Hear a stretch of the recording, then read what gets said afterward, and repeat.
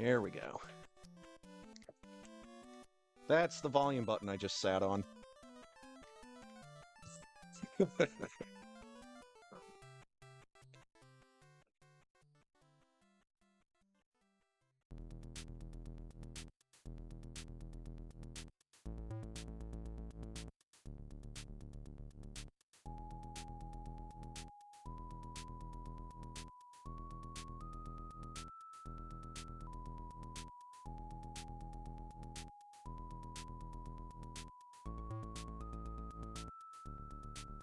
I've already fought him.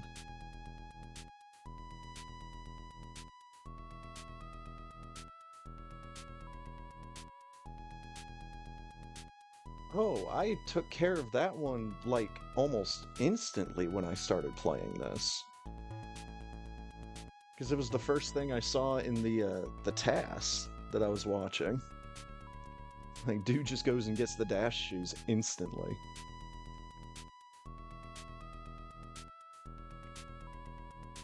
And Parse, yeah, I've already beaten him too.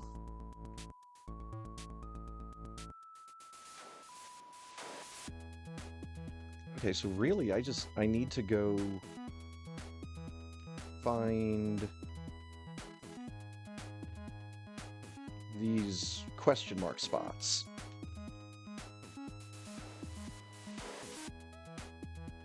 So, where's the beach zone?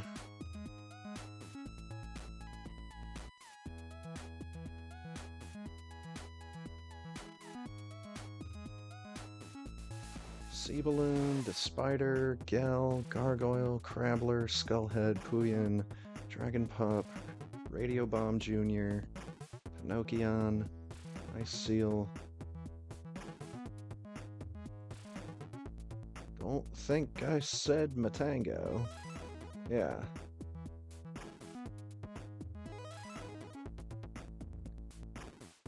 Alright, so there's a cave in the beach zone that I need to check. And I need to go fast. It's not the beach zone.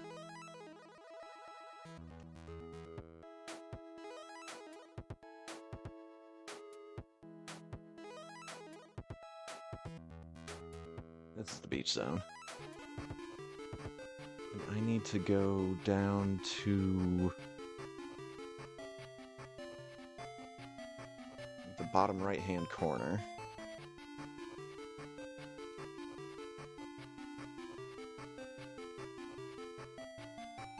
I think I know where it's directing me.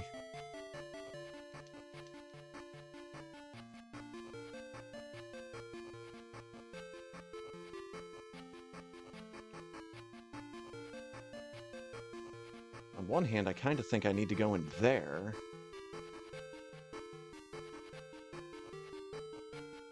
But there's like this whole area after this waterfall. I feel like I should be able to head over to the right here. Let's get around the spider.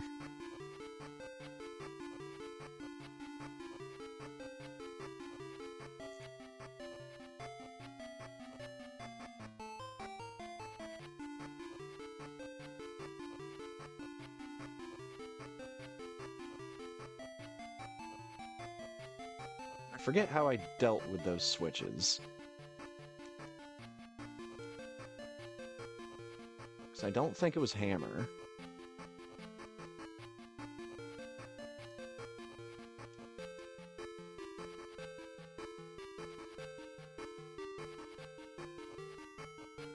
Oh. I need the tackle belt.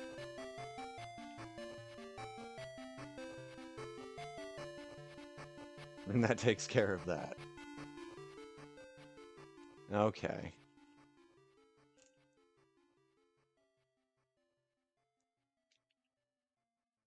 And that brings up this idiot.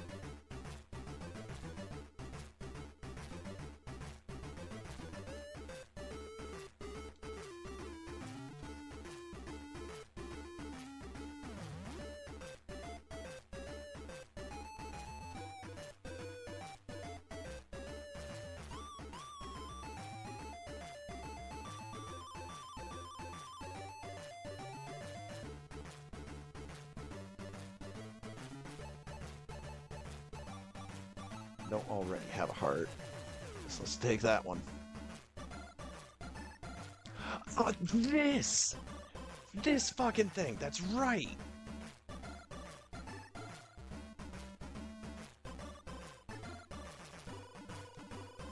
That's right.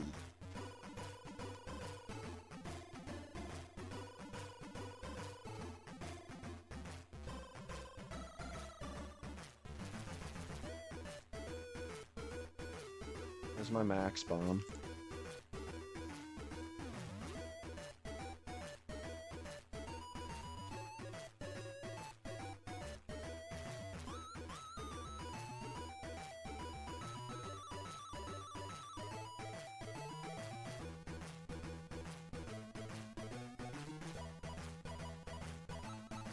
I thought I specifically had a bomb that blew up with like max flame length.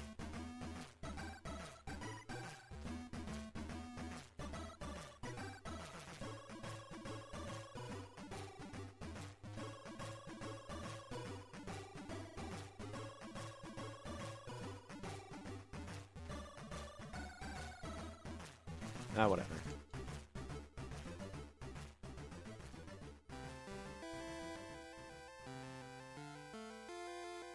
There we go.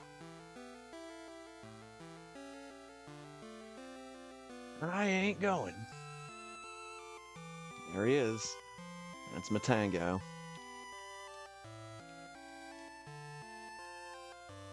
Ooh, he farted at me. Let's make sure he doesn't keep doing that.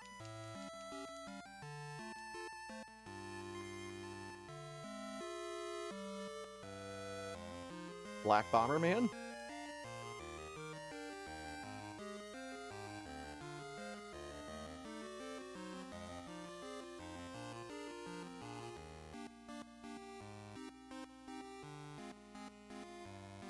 It's the black trading card.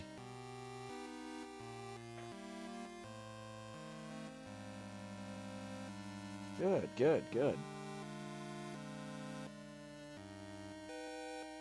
They call that progress in some parts of the world.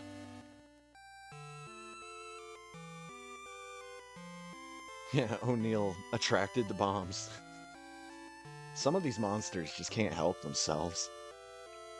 Gotta bomb them all.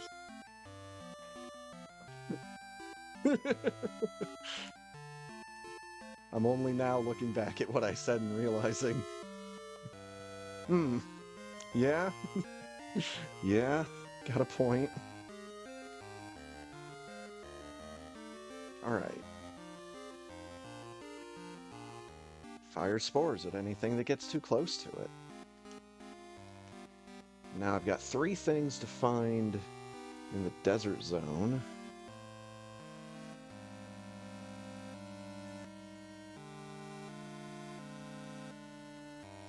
First one is Sparky.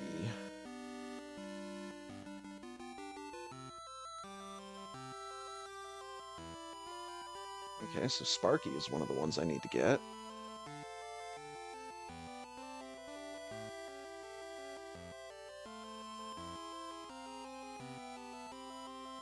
Pardon? There's apparently enemies in the desert zone that I have just not fought.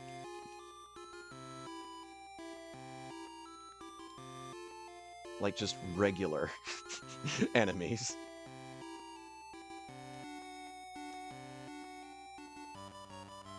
Because there's only, like, this one hidden enemy in the desert zone, so that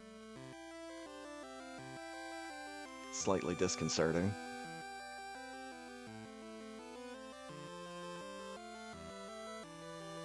It's not him, right? No, that's Jack in Box.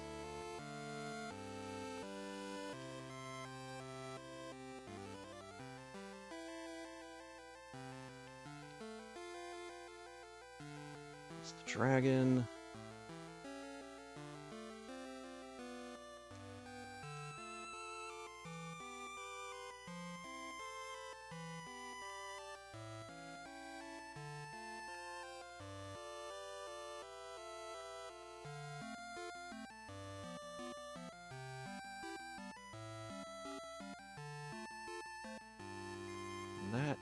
big dope was Hoopster.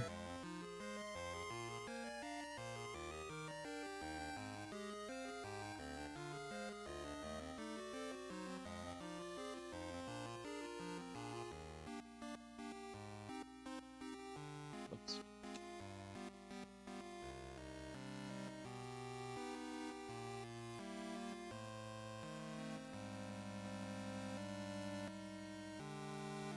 I think I might need to fight this guy. I keep making the same dumb mistake in the menu.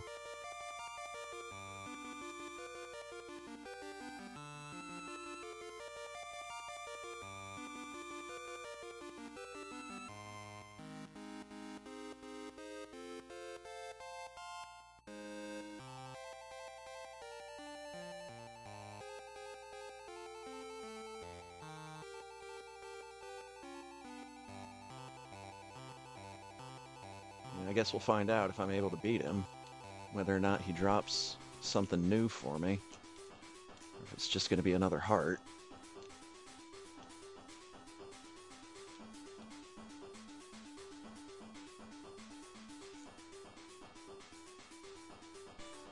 That's not a heart.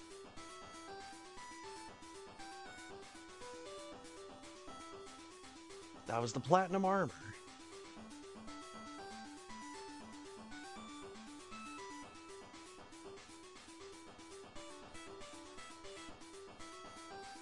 So that was Pigman.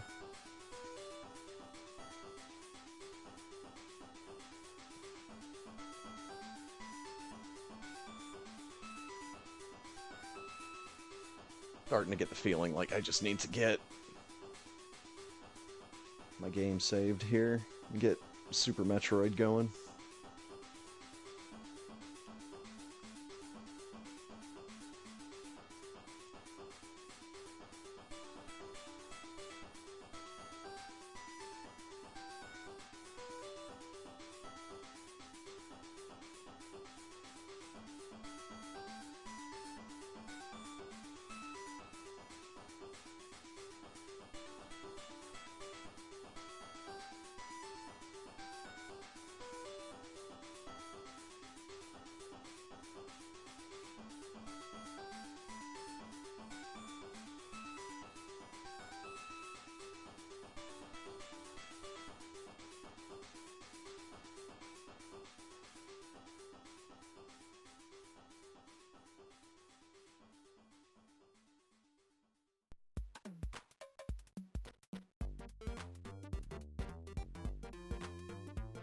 Yeah, this is going to be the intermission.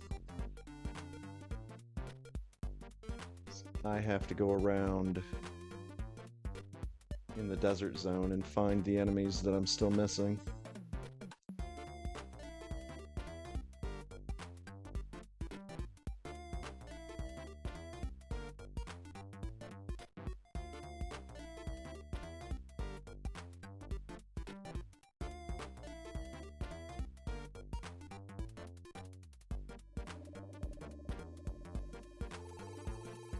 Just get me to the beginning of the desert zone walkthrough.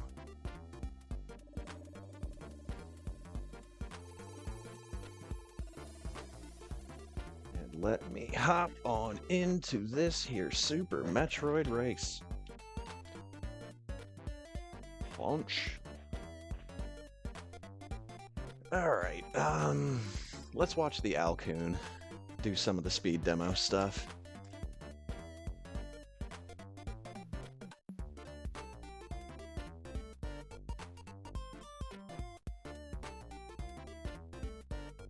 Gray shower when second best isn't good enough. Color definitely could have been worse.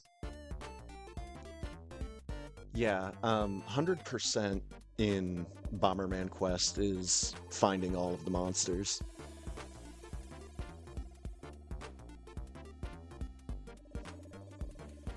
Because that's what affects the true ending. So I've only got 2 of these little guys left to find, and then I've got some kind of boss fight. I have no idea what the boss fight is going to be like.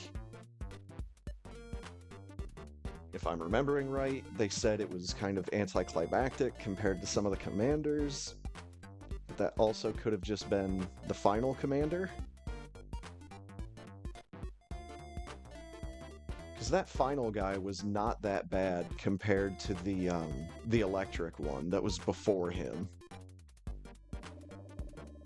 Kind of like how Ridley is harder than Mother Brain.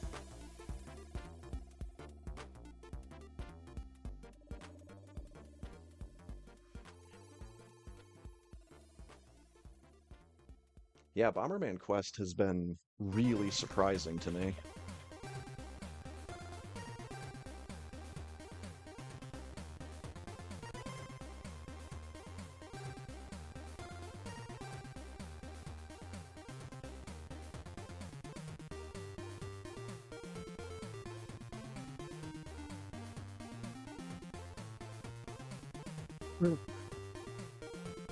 Nice typo, moron.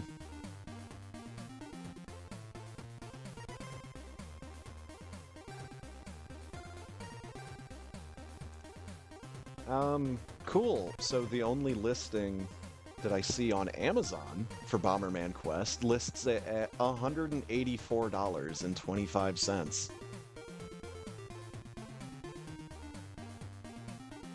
Yeah. No, thank you.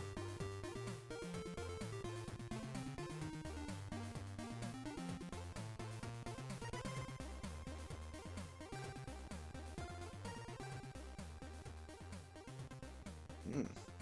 Some neat looking gaming headsets.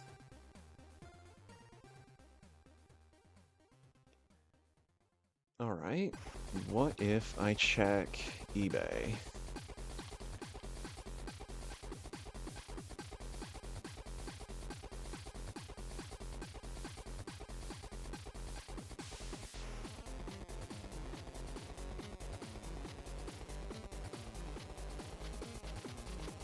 And get a Japanese version of the cart for $30.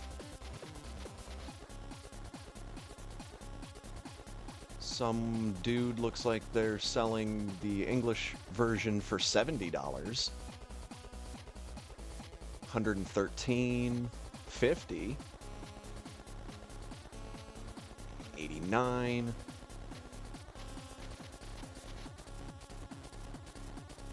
Now, I'm almost tempted with this next listing. It's the Japanese version, complete in box, for $20.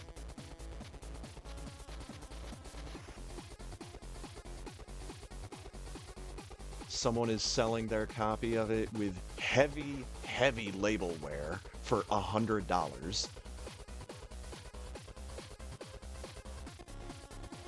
There's a Japanese cart for $7.50.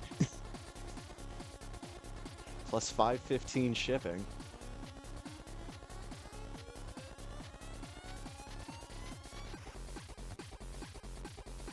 Boy, it seems like it's really fucking easy to get a hold of the Japanese copy of this game. Bomberman Quest, Game Boy Color, factory sealed, $5,000.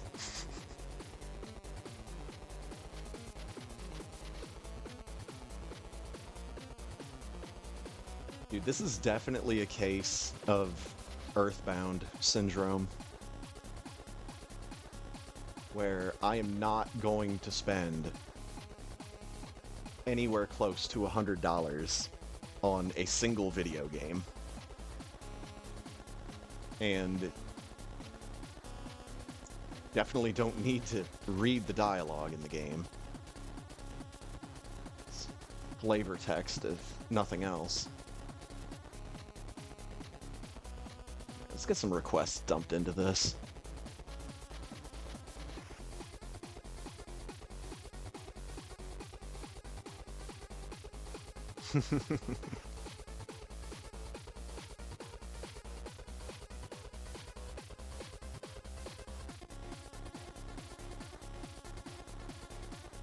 I mean, hasn't there been like some kind of Bomberman anthology at some point in time that just had like all of the games?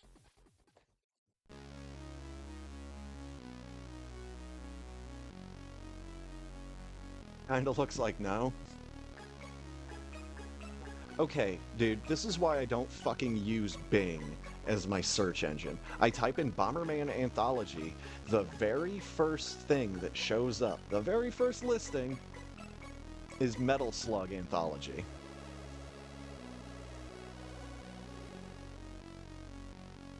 Never mind that first whole fucking word of my search.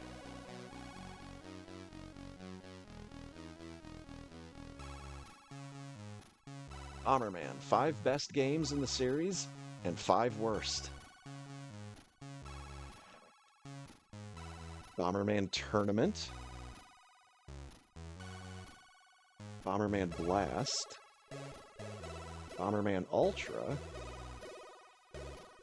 Bomberman Generation. Bomberman Online. Those are the 5 best. Now the 5 worst. Bomberman Act 0. Bomberman Land Portable. Super Bomberman R, which I thought that was the new one. It's already one of the worst games in the series. Hot damn. Bomberman PSP 2006. And Bomberman Party Edition.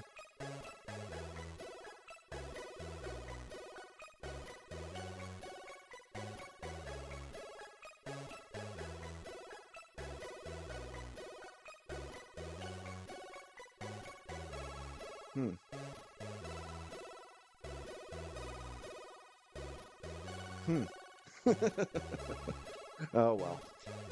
If I do decide to get a cart for Bomberman Quest, I know exactly where to go to get it. Just get on eBay and get a Japanese copy.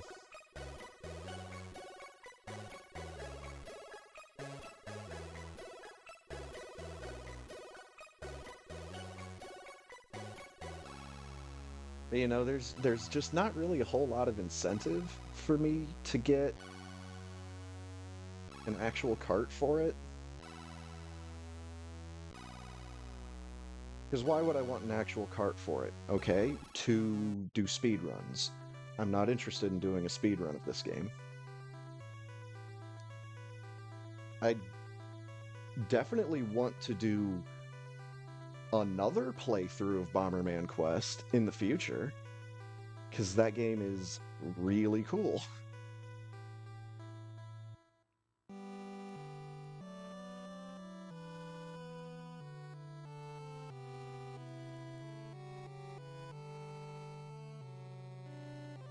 The cart and frame it to the wall.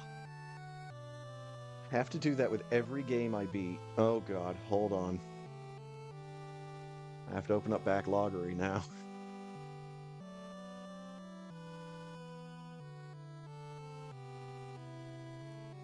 Yeah, I don't have that much room on my wall for games that I've beaten. That's 145 different games just based off of my physical collection.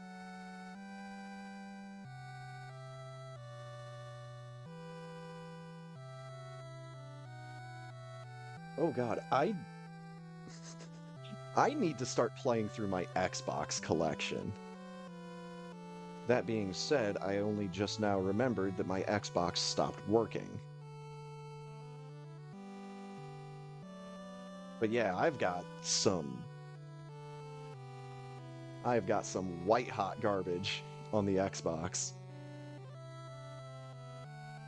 A bunch of these games, I think, have been re-released on Steam at some point. I know Voodoo Vince got a re-release. I would really like Tron 2.0 Killer App to get a re-release. If not, I could, you know, I've got the ISOs and I've got Demon Tools. And it'd probably be better to just play that game with mouse and keyboard as opposed to the console version. But yeah, Tron 2.0 Killer App is a very pretty game. It's much closer to the OG Tron than the newer one. I think it's the true sequel to the original Tron. Because, what was it, Tron Legacy? I did not like that movie. I didn't like the movie, I didn't like the look of the movie. But that's because I am a major geek for the original Tron. It's absolutely one of my favorite movies.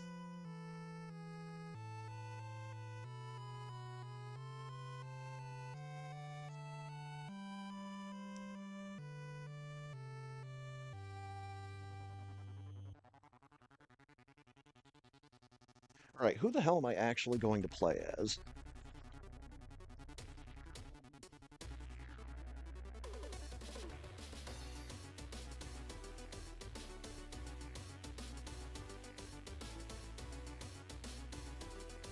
Hmm.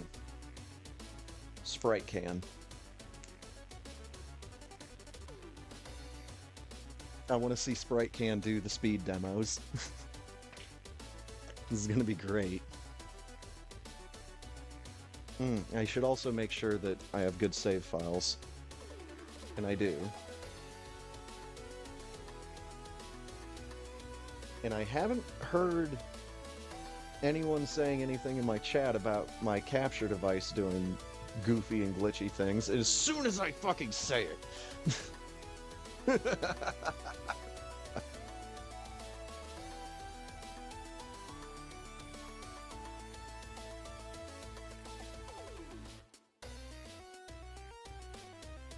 Okay, it only did it just like the once.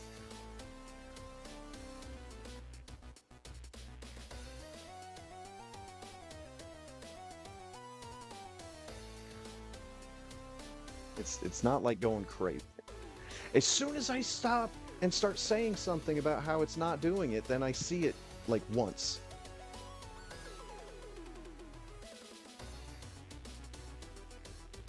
No, I'm seeing little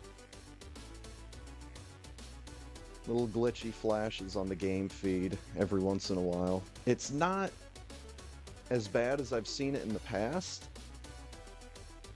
but it is still happening every once in a while.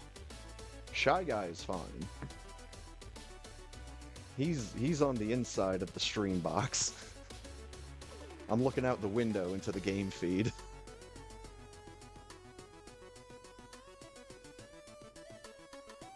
Yeah, good point.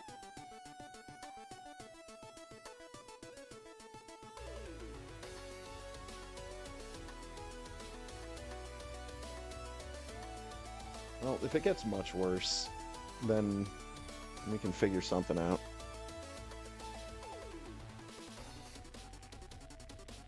Again, it's not doing it like really consistently, but it's doing it just enough to make me want to get up and unplug my capture device and plug it back in.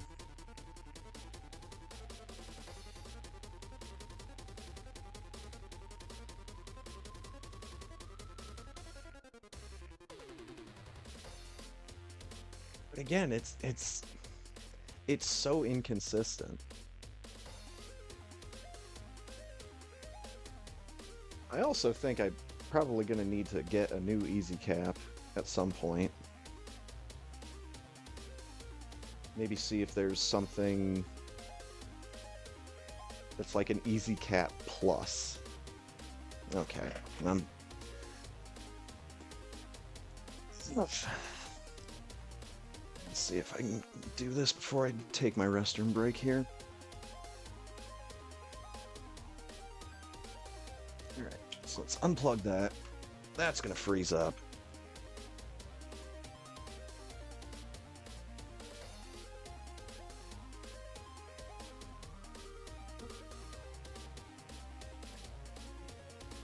I mean, the other thing is, this thing sits behind my monitor on my desk and does not move. So I don't know.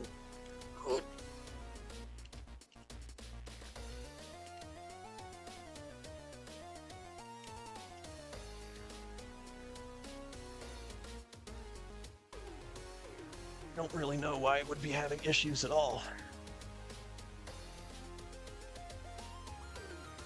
Now I just need to turn it back on.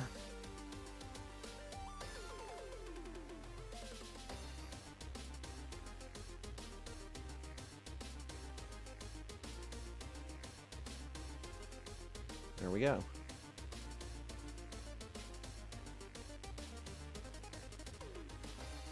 Anyways, I'll be right back.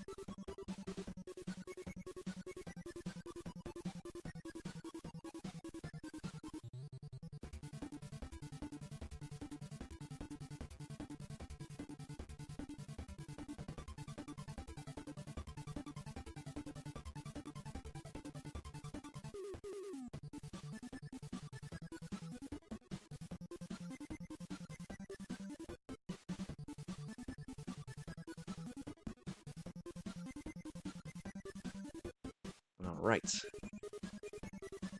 Sizzling tumbleweed, leafy squash, and light medium feet. Okay.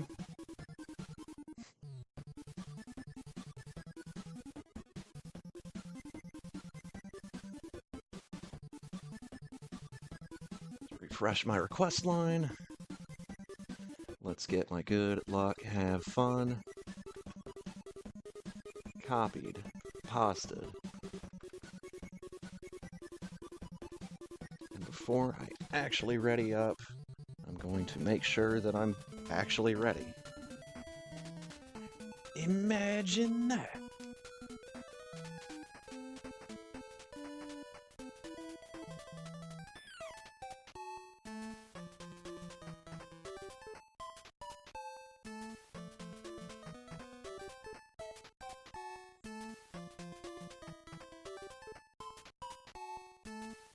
Yo, what's up, Firebat? Good, have fun, luck. Thank you, same to you.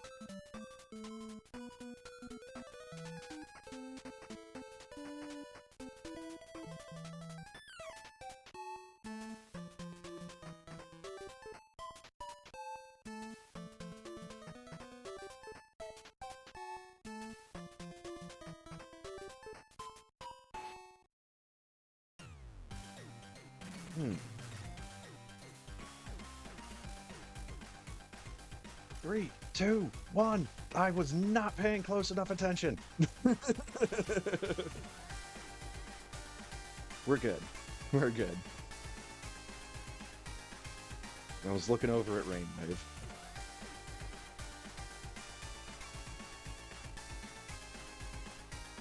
And I was also just thinking about what am I going to do about my physical Xbox collection if my console no longer works.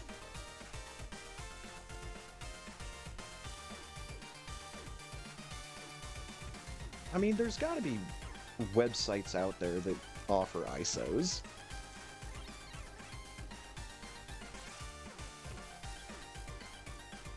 I'd probably just be able to rip the ISOs myself, but I don't have an optical drive on my laptop, first of all. So I couldn't do it on here. I have to do it with one of my other antiquated pieces of technology.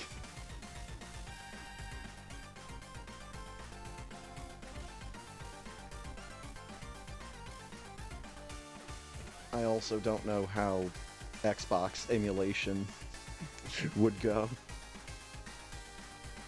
So I think the best bet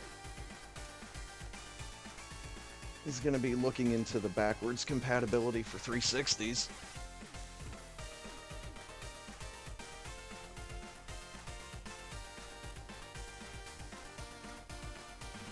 Because I can never remember which consoles have backwards compatibility and which ones don't.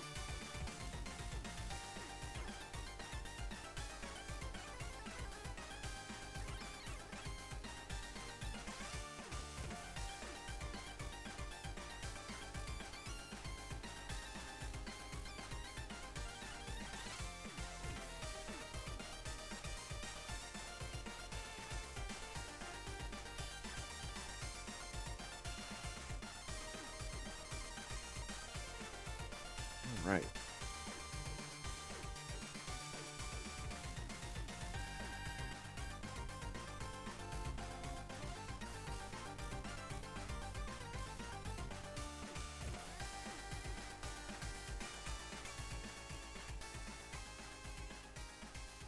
I think my air conditioner is making clunking noises.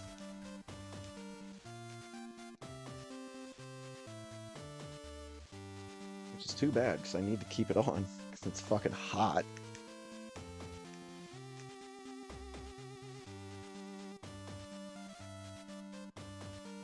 Also, I've had myself another cute little video game idea.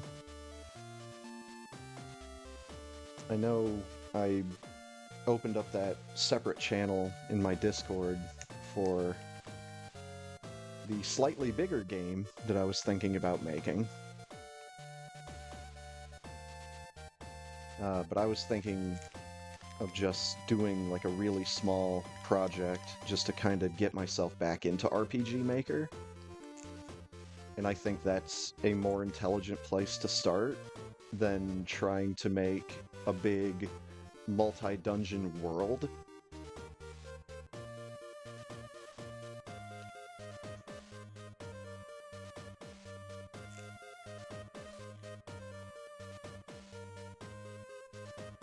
So the idea that I had was your character has been captured by pirates, and you have to fight your way up from the brig at the bottom of the ship all the way up to the top.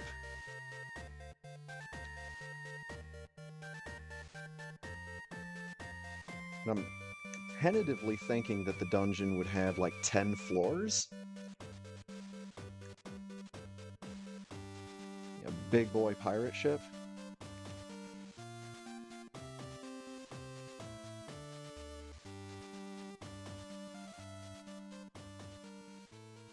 And the tile sets for wooden ships already exists in like every asset pack that comes pre-packaged with RPG Maker, so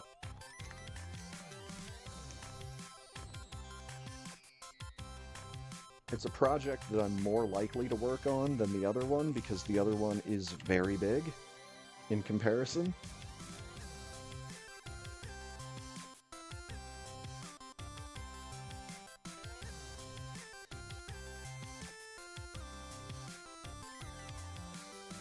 Carbonation bomb.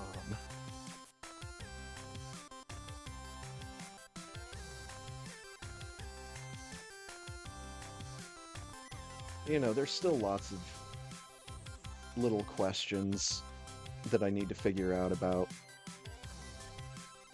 the game. Like, you know, am I gonna be just a single character? Am I gonna have a party?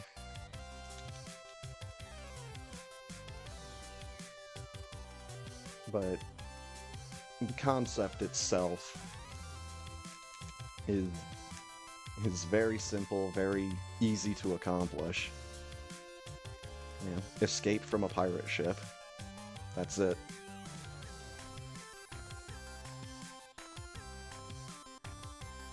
Don't need to worry about the credits until patch 1.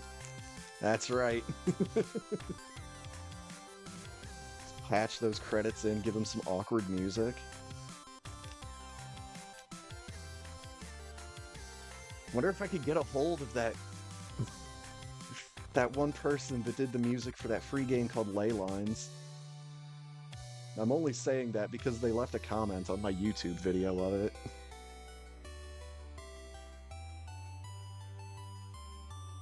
It's like the musical director or something for Ley Lines. And I mean, hey, if you need a free-to-play game to check out, I suggest Ley Lines, because it's a very pretty game. It's not very long, and it is puzzly.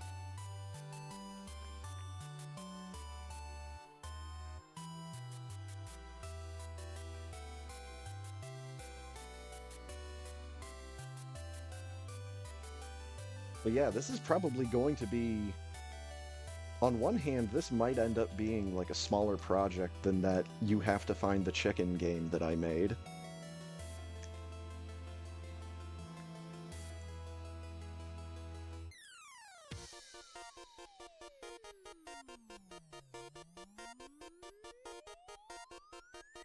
I'm trying to think, that had like two or three maps per tile set. And then I think it had 5 different tile sets, so it might be around the same size. Did I ever find the chicken? I believe so.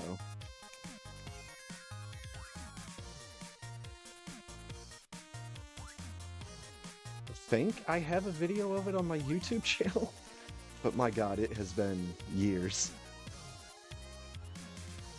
And again, that game was really just an excuse to listen to the RPG Maker OST, as it were. Nice bomb jump of shame.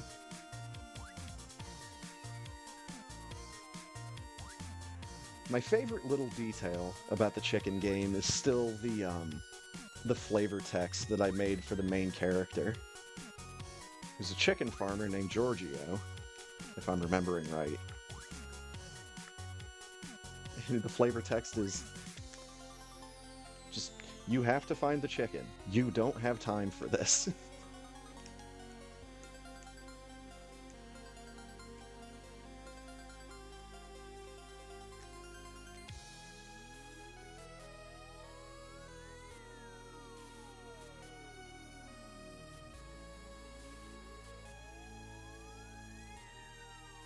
But yeah, and again, it's been even longer since the last time I used RPG Maker, but I'm assuming most of it's gonna just come back to me as I'm messing around with it.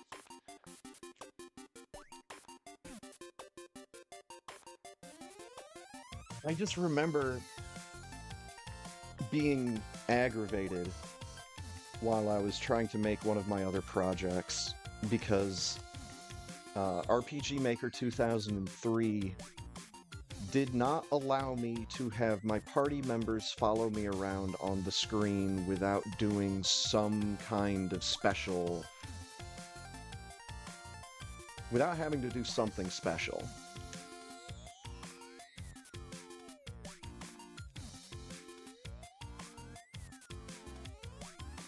So... and I haven't used RPG Maker 2003 in close to 2 decades.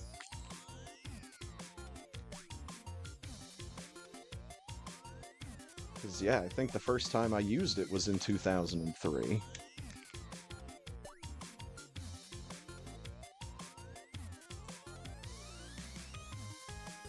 I need to see if I can find a copy of RPG Maker 98. Hold on. Hold on. Let me just get my PS1 copy of RPG Maker.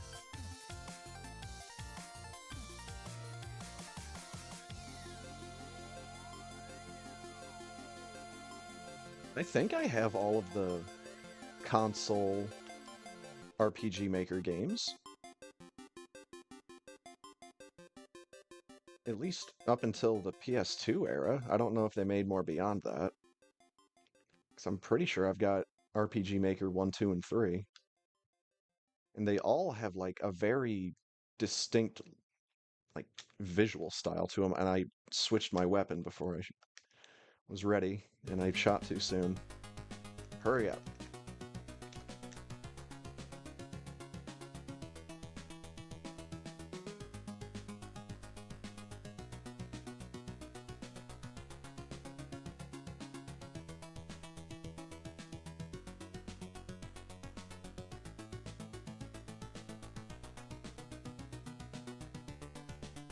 I just remember using like RPG Maker 2000 to make a whole bunch of really nonsensical single screen games.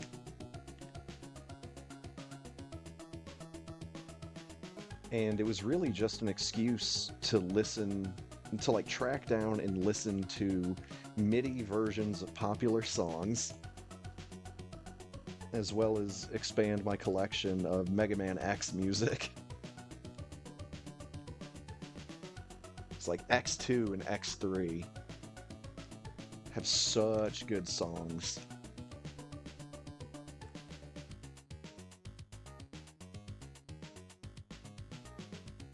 And the MIDI versions of them are also pretty good. Doesn't detract too much from the quality. Sugar Tank. Nice hat, bro.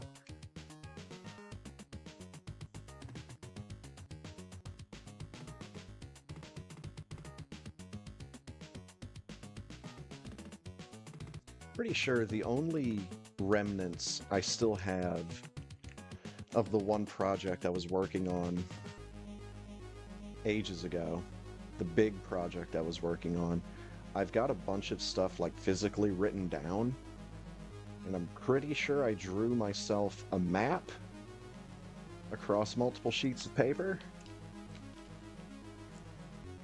And then I've got like some of the names of either cities or countries that I came up with.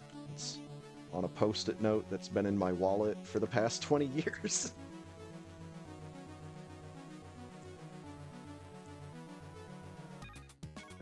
Right.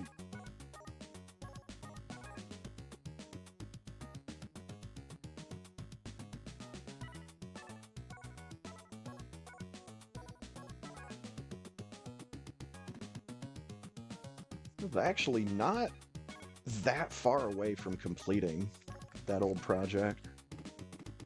I definitely still had a lot of work to do, but I got like maybe 2/3 of it done, maybe slightly more.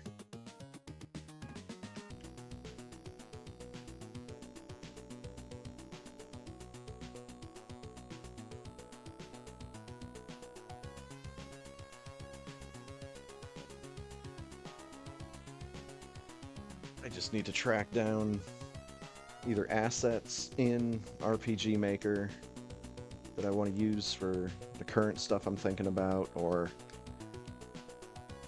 I need to find some.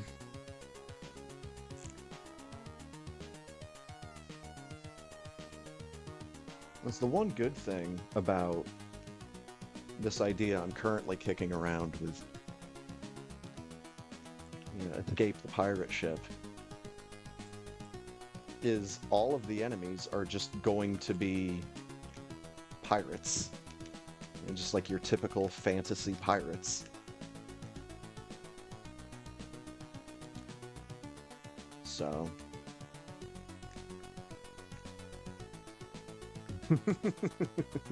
I see a Sprite can. What more in the way of assets do you need? Well, I mean, could just have a Sprite can on a pirate ship filled with other hostile Sprite cans. Let's do it that way.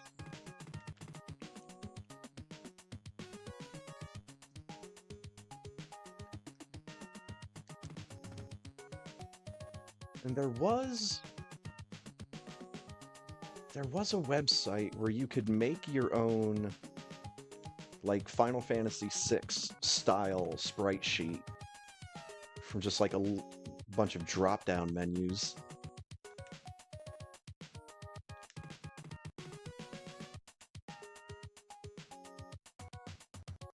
I don't know if that website is still around. I don't even know what I'd have to search for in order to find it.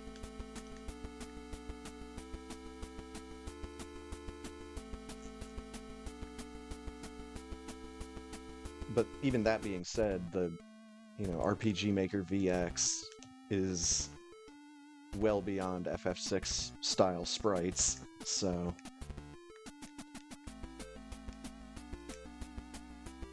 I think just using the stuff that's packed in is probably going to be the best idea.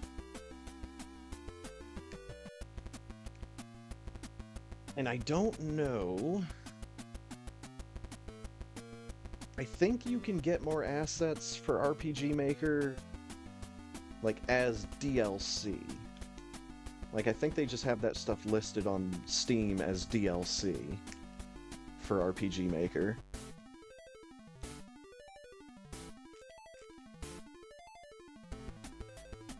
Pretty sure that's correct.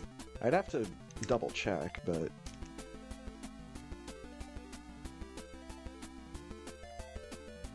And then, do I want to use RPG Maker VX?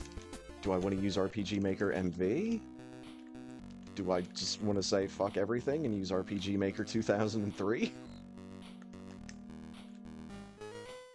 There's still a number of things I have to think about.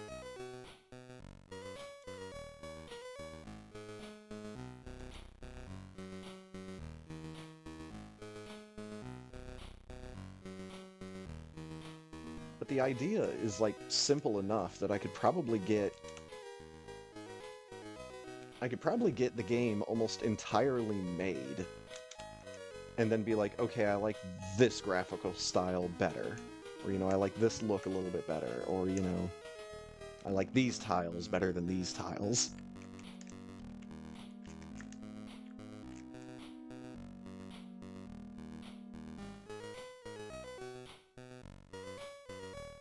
But if I could get that done and even be halfway pleased with what I make,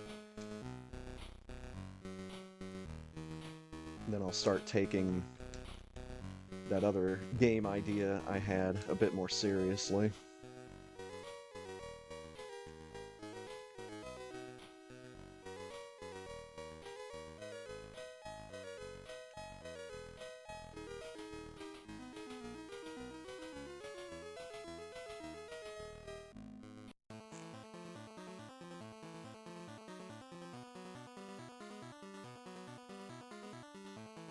And then I'm still kind of thinking about doing something with Game Maker. But I think the idea I had for Game Maker, the initial idea I had was a little bit too ambitious, I think. Mostly because I don't know the ins and outs of the program even a little bit. And that idea was I wanted to recreate Cocorone.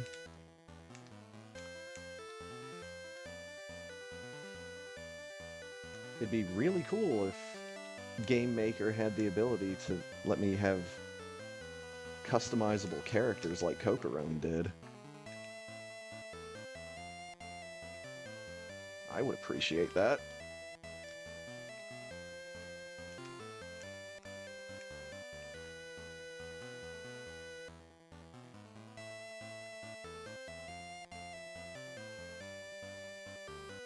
And of course, I still have this incredibly dumb and ambitious idea to use something like RPG Maker 2 on PS2 to recreate Final Fantasy Mystic Quest. I want to play that game and have it look like a big, chunky PS1 era, like low poly game. I don't think it would be that difficult. It would just be a lot of tedium. Surprise, surprise. It's making a video game. Not everything is as user-friendly as RPG Maker has been, where it's almost like a paint program for the main part. And then there's all the minutia of the numbers and the scales and etc. Switched off with power bombs. Oh, we got at least okay crabs, and we got best crabs. Nice.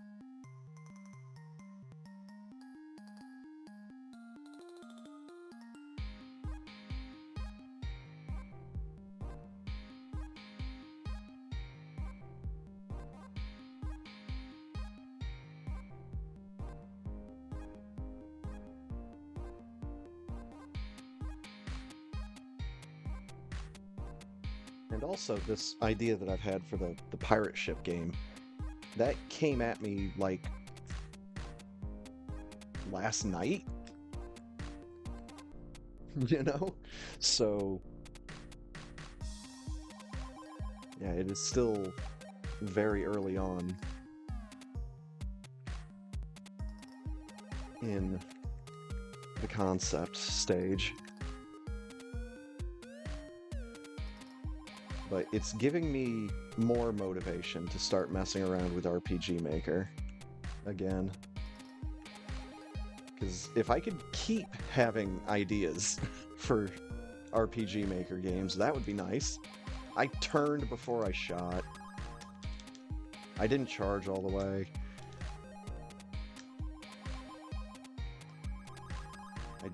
I paused too soon. This fight's gone to shit. I only hit him with one. It's over, dude. Nope. Kill me now, Phantoon.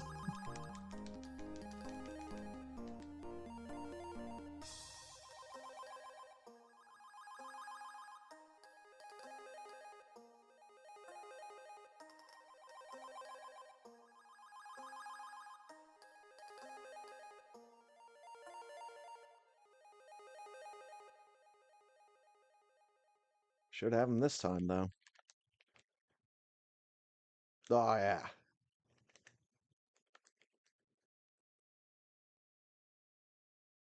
Should just be a couple missiles after this.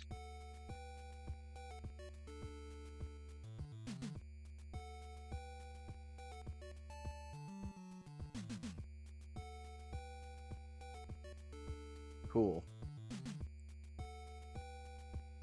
Can't even get any of those fucking missiles through. Now, will you hurry up and show back up? Yeah, like one missile would have killed him. Ah.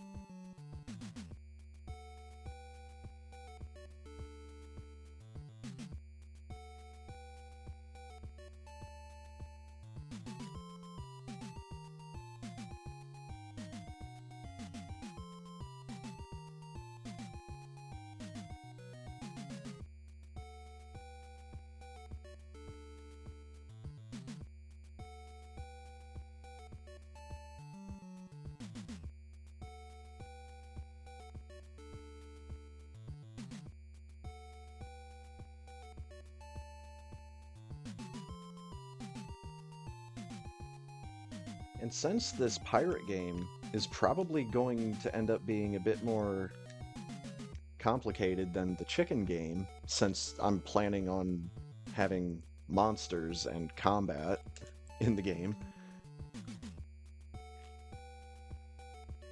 might actually be a good time to see about like what I would need to do differently from the chicken game, because the chicken game I put out as a game that you could run if you had RPG Maker. You know, you could open the project and then load it up in RPG Maker, and that's how you would play it.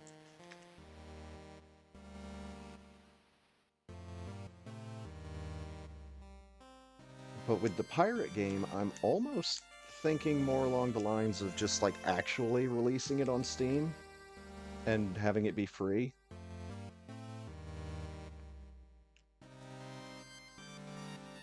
That might be fun.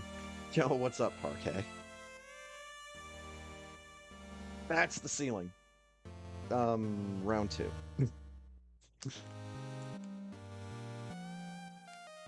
That's also the ceiling. God damn it. At least it's still there.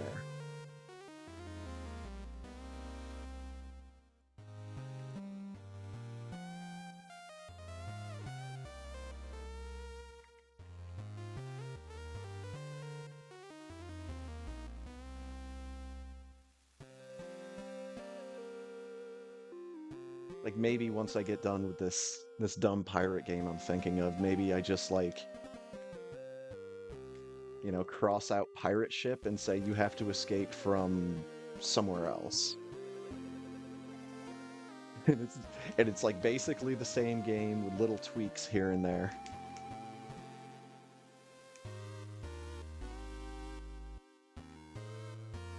Fucking actual game devs on Steam have gotten away with much worse than that, so. Oh my god, dude. The condensation on my drink.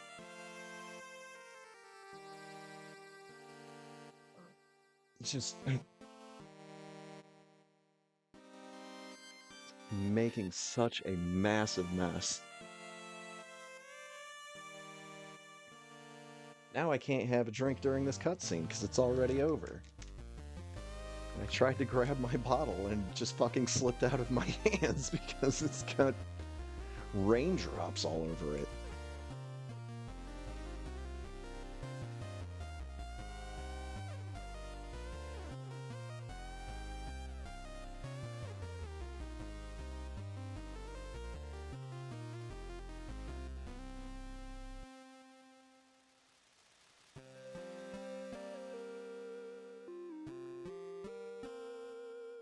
Thank you, jump button.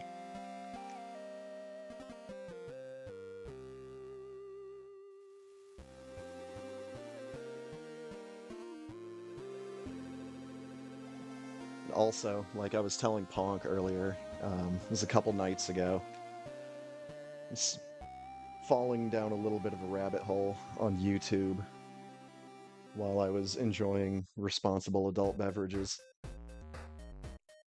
And that rabbit hole just so happened to be on how nuclear reactors work.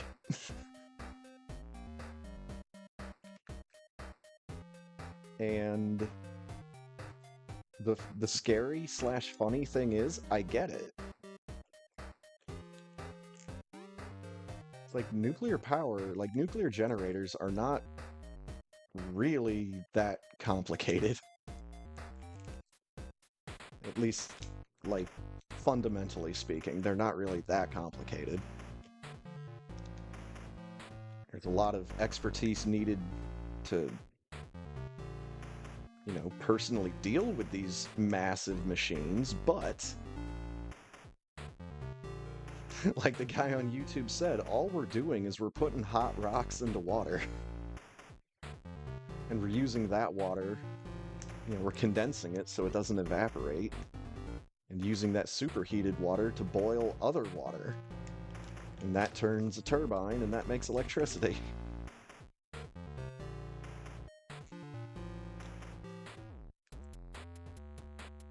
It's like, dude, if someone that's almost seeing double can understand that shit,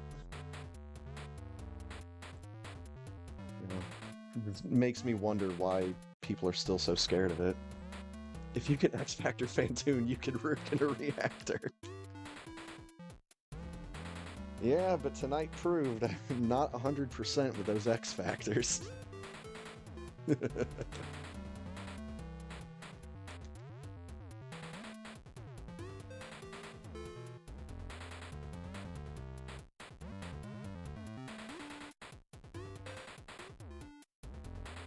yeah, ever since I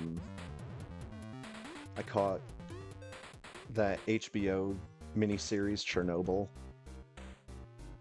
and I have been watching videos from Kyle Hill for a while now. You know, it's interesting seeing how much about nuclear power that I've known for my entire life has just been myth, or has been like Hollywood inventions, basically.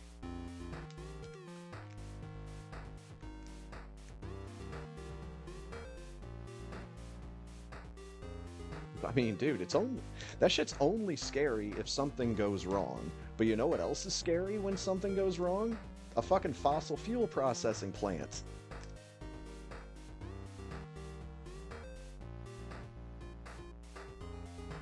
Like, if one of those completely fucked up, then the environmental impact of one of those things exploding would be even worse than a nuclear reactor. So, yeah, I got all my knowledge from watching Homer and The Simpsons.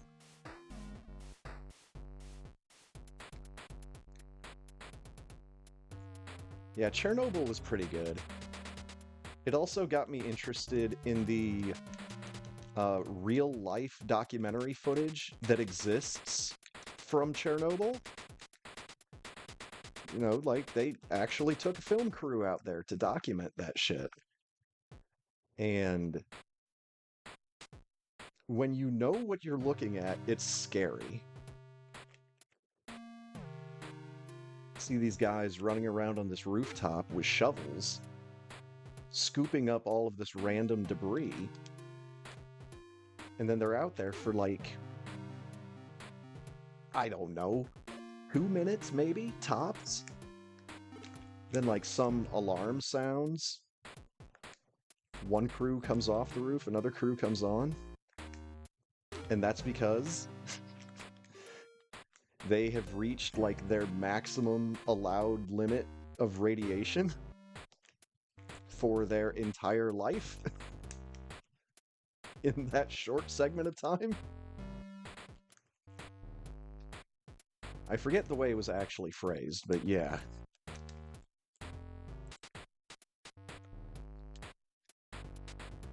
It's like people can only take so much acute radiation before it starts having adverse effects on them. And these guys got to that limit in just a couple minutes.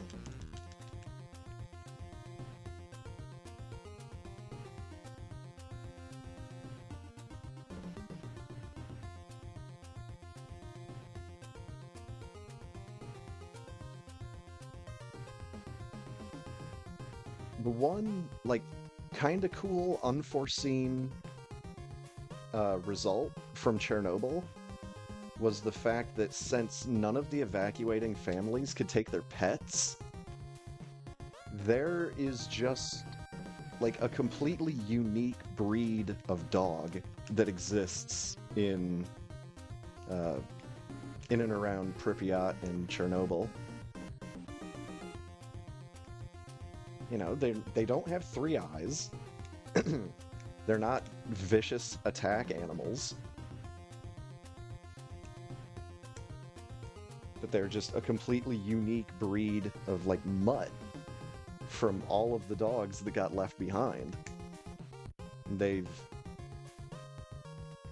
survived and bred and all of that, so...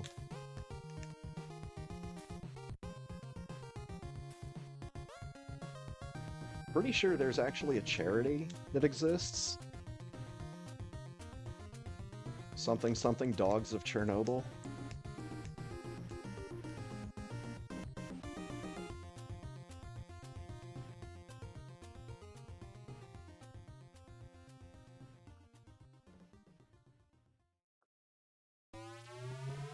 It's kind of crazy for modern Americans to think about, you know, not being able to take your pets. But it's like, this was a major disaster, and they needed to evacuate that area as quickly as possible. Like, nope, anything non-essential, leave it behind. They were also told that they'd be coming back at some point. Yeah. That shows how downplayed that tragedy was at the very beginning.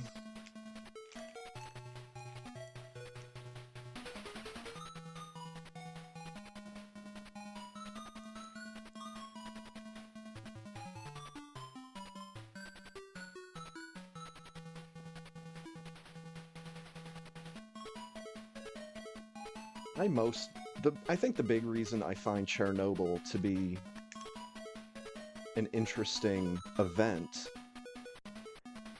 is because it happened... I forget if it happened like a week before my birth or a week after my birth.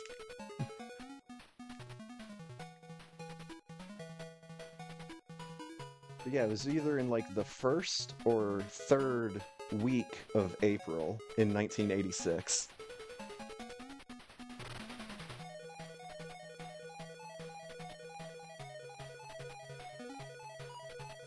And I came out in the second week of April 86.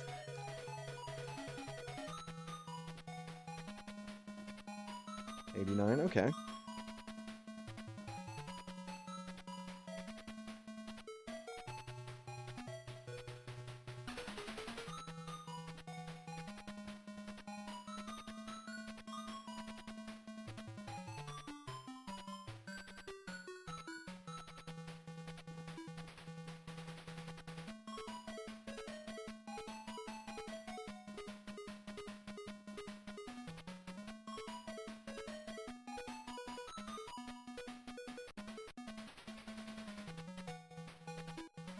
I also did listen to there was a podcast that was like a companion piece for the Chernobyl show, in which someone was talking to, I want to say, like a director on the show in the podcast. I forget exactly who it was. But one of the big things that they mentioned in the podcast was no one speaks with a Russian accent in that show.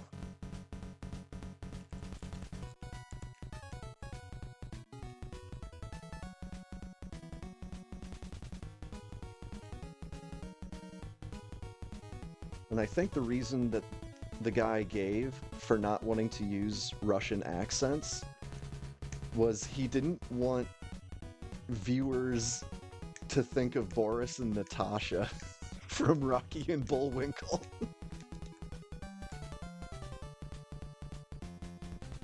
We must help Supreme Leader with Moose and Squirrel. Yeah, he didn't want it to be funny. And if you're not careful, a Russian accent can get pretty funny just by itself.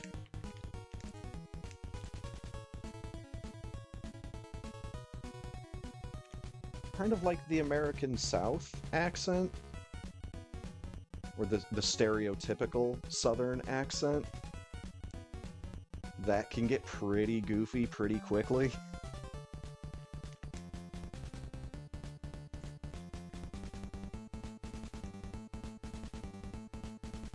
Which is why it always kind of took me aback a bit every time I would listen to someone speak that was educated and well-spoken and, you know, had a rich vocabulary.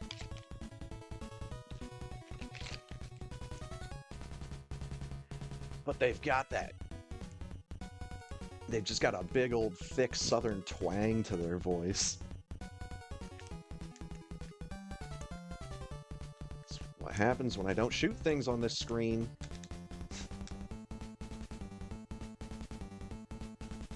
It's like the opposite of the British accent. So used to hearing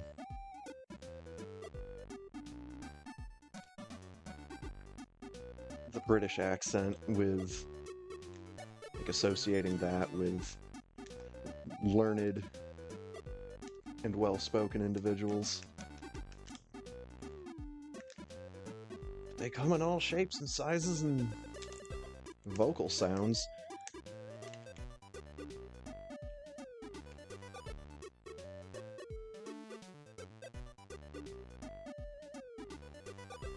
I think there was one person that, well, there was at least one person that they talked to for Chernobyl about the script.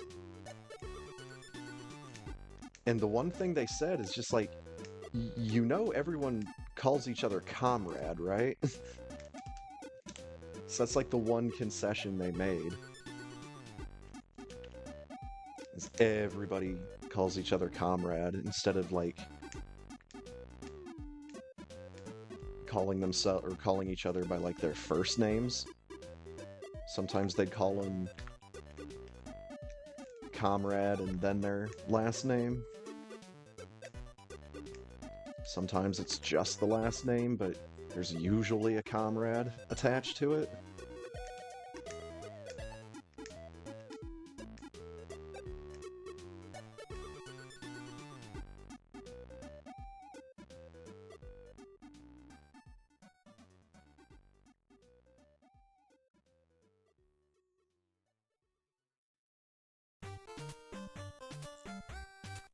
Whoa.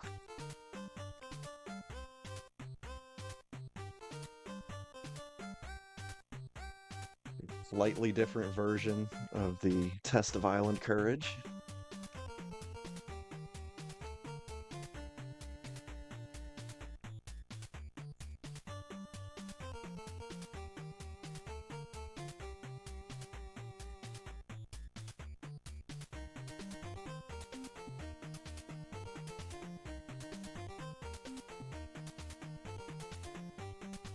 Oh yeah, dude.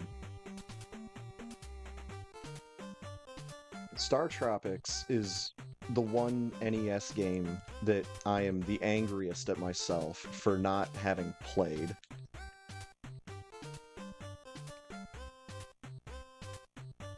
Like, I really just need to make myself play Star Tropics at some point, because I've played enough of it to know that I really like it.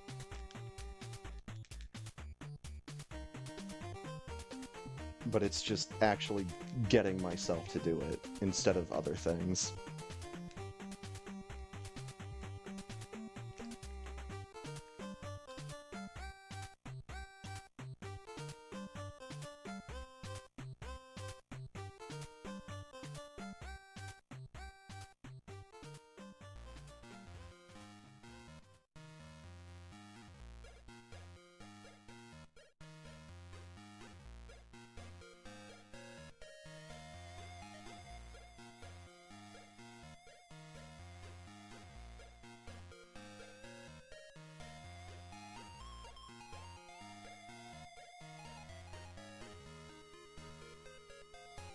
Got him.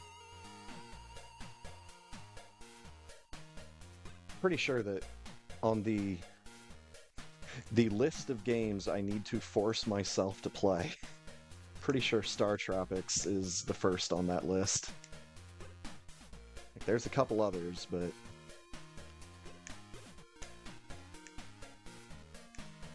I really need to play that.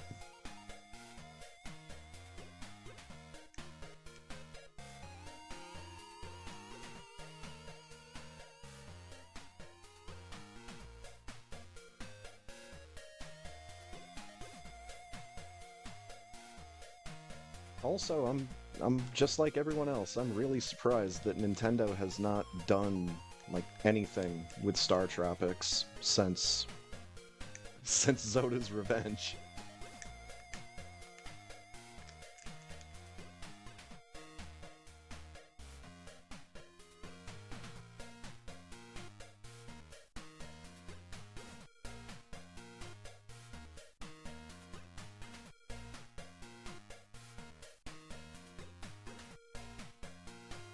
Maybe they just took a whole bunch of people and ideas from that development team and just had them start working on Legend of Zelda instead.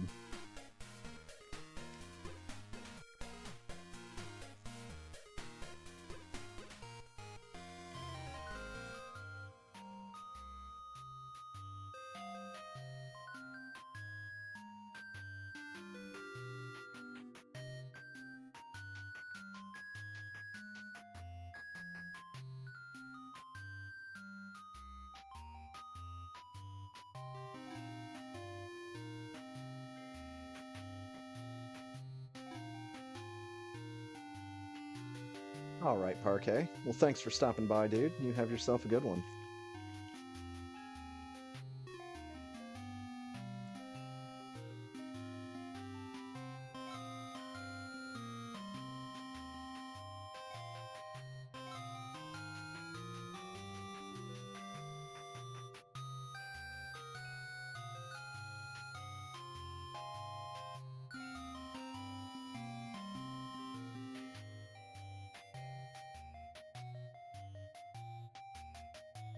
I was just thinking to myself while listening to this song. I've never really had an idea for a point and click adventure game.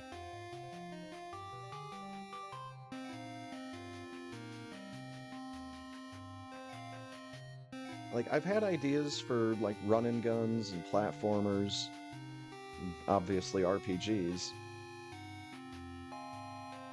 Like I've never had an idea for a point and click adventure game.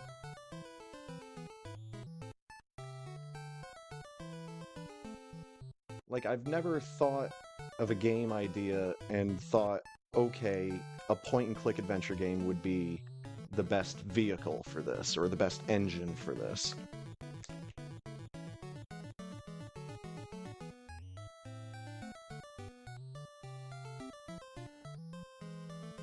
Which is really funny because I've spent a lot of time playing point and click adventure games. Some of which I've even played on stream. And I still have um it's like the 5 or 6 part Escape from Monkey Island or Tales of Monkey Island, I think is what it is. Whatever. It was that Telltale Games multi-part Monkey Island game that I have on WiiWare.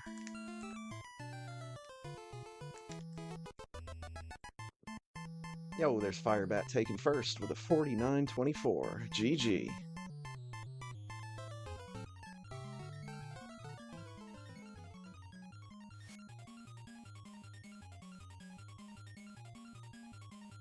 Nice. Nailed the jump.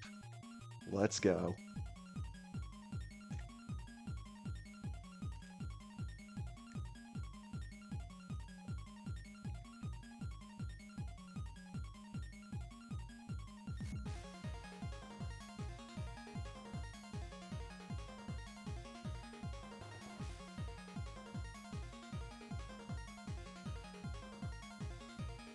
Ooh.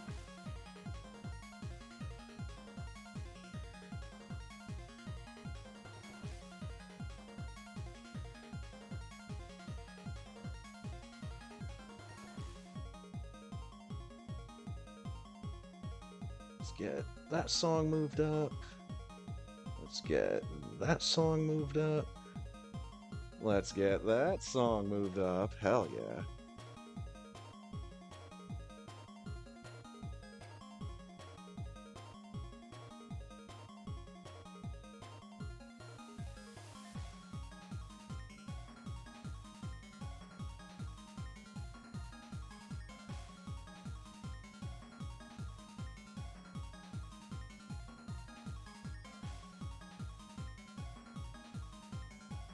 now that I said something about not being able to think of a concept for a point-and-click adventure game, I need to stop.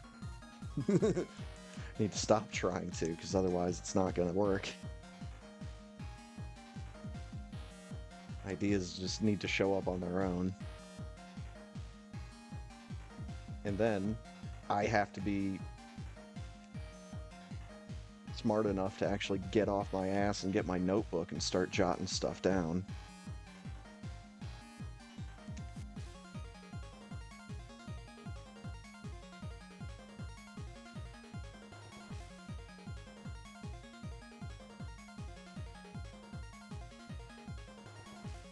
Because for at least a little while, in the back of my head, I was thinking about trying to work on some kind of visual novel, just so I could get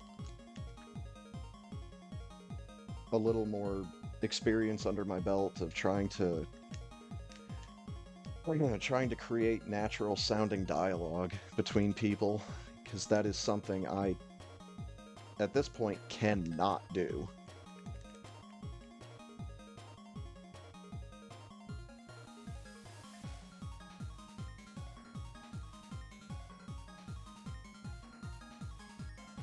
Like, whenever I try to write something where it's two people talking to each other, it always comes off as two people reading something towards each other. It doesn't come off as sounding natural to me. Probably need to throw in a few more ums and likes.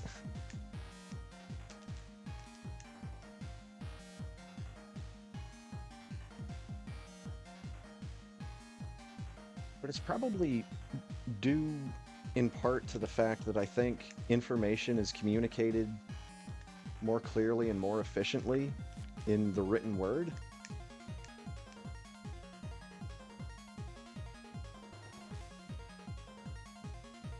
But still, there's a lot that you can do with dialogue that you can't just do with simple written text.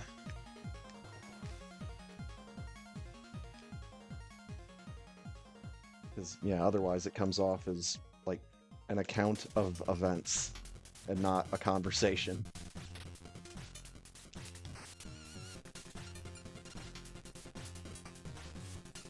There we go.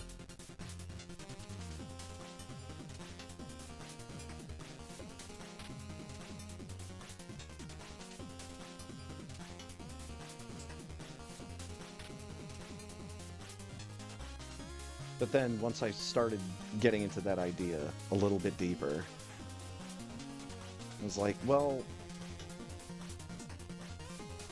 writing even an amateurish visual novel just to get practice at dialogue doesn't really seem like the greatest idea. That, and I don't really feel like telling a love story.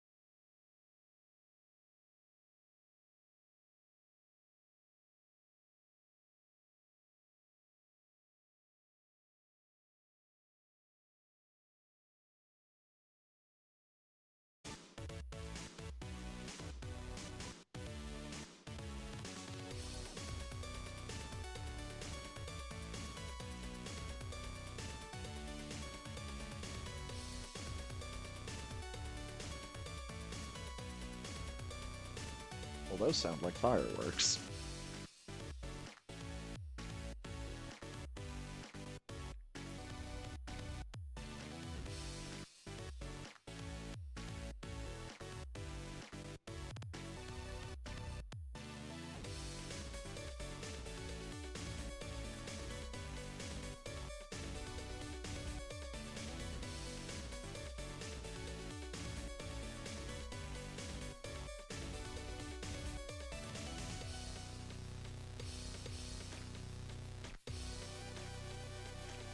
A lot of sevens.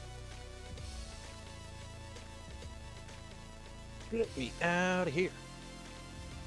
58-52. GG. I will take a 58.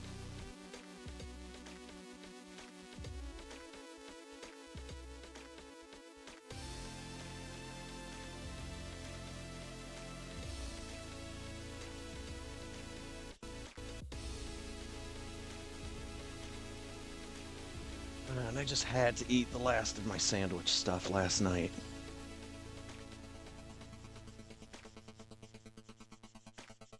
Everything else I have besides the tail end of a box of crackers is stuff that needs to be cooked.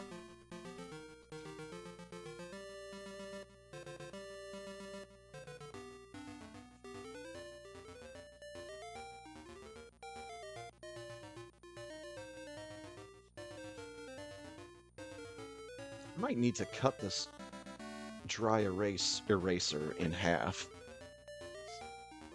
I think it's starting to get a little bit too dirty.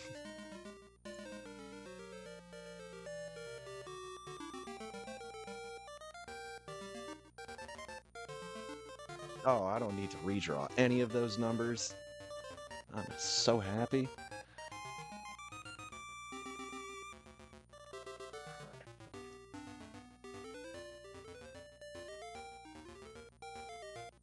Thanks for race. Smiley face.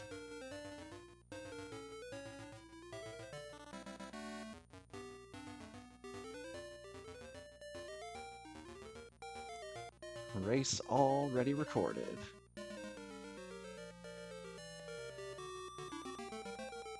I lost a point. Dang, dude.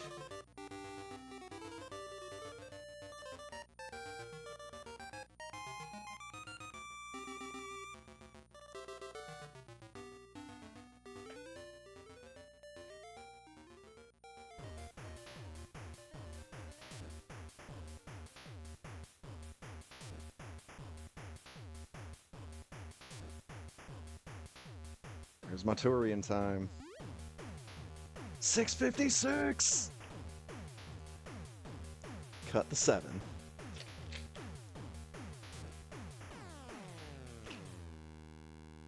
"21 power bombs once again.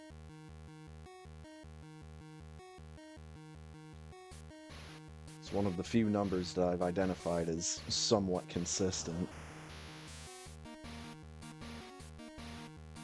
Because, like, I'll just run around shooting my gun every once in a while in this game.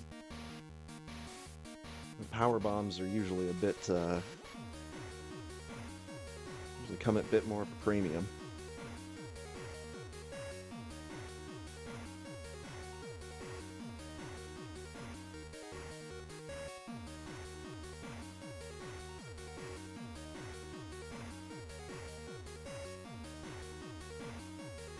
Air Force! Yo, what's up, War Drinker?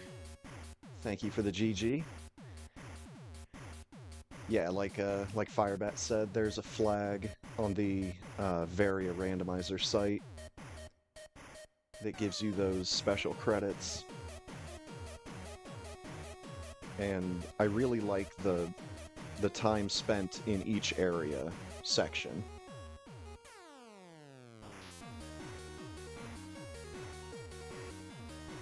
See you next mission.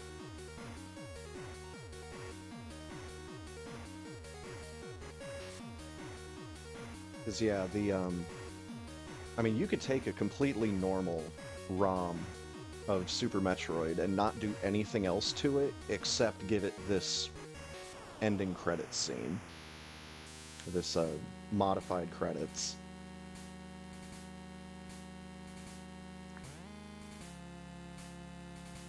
Ah. Okay.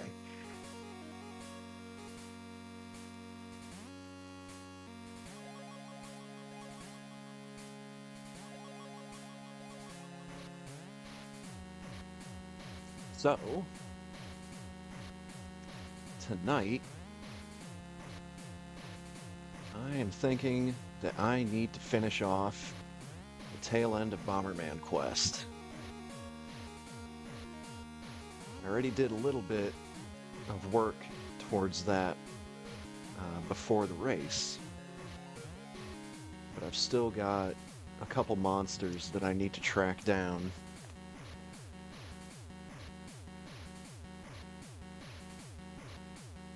And then I think I've got one hidden monster that I need to find.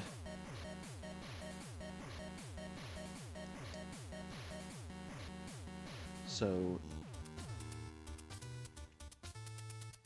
this list of all the monsters that you find in each of the zones. Once all 4 of these are completely filled out, then you get the true ending of Bomberman Quest, in which you face off against the true final boss.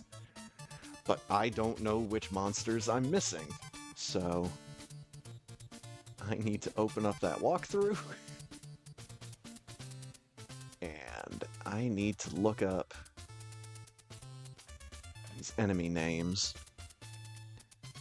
So Jack in Box is the first one that shows up here, and I've already fought him.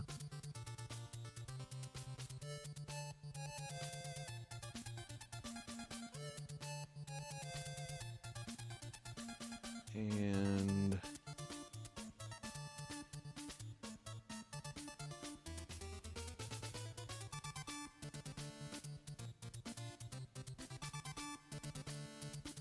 Huyan.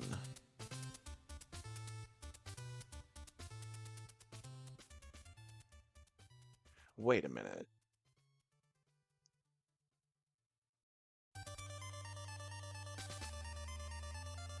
Oh, this is telling me to go back to the beach zone. Huyan is in the beach zone.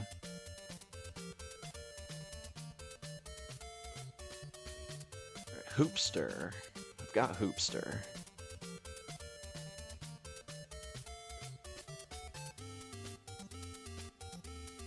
Crystal Demon.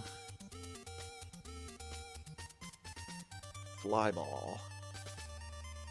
There's Flyball. I fought Pigman earlier. Snaky is right there.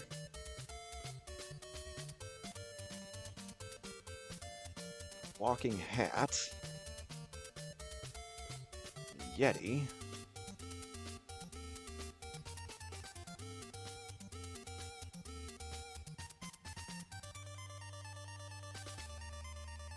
There's Hippity Hop. There's Tinkle Bear.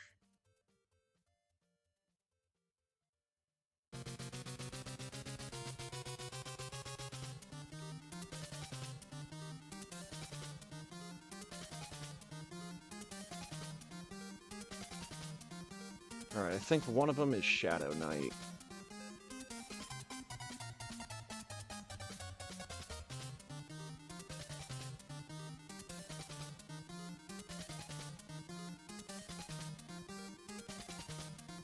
And then what was this hidden one?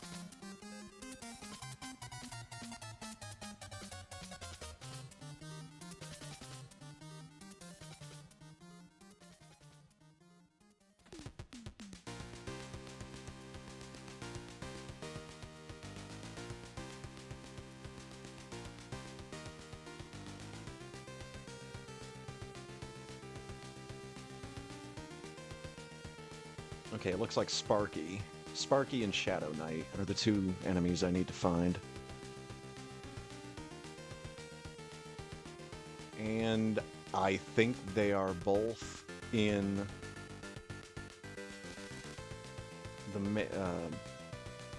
both in the boss's lair,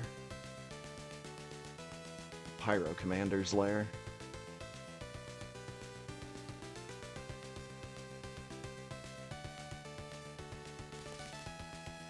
Alright. So I know where I need to go.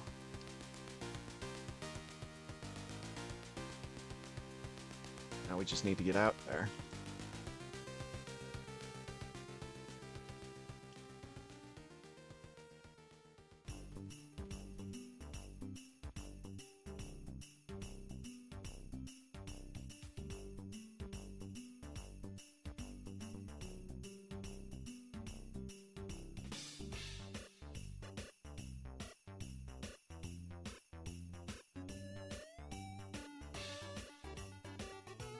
Oh, that's hippity hop.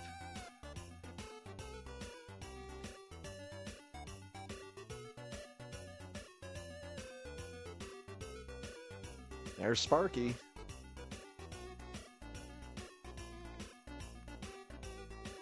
Okay. Is this gonna give me some kind of strategy for Sparky? Run ahead of him, placing bombs and detonating them with the remote control.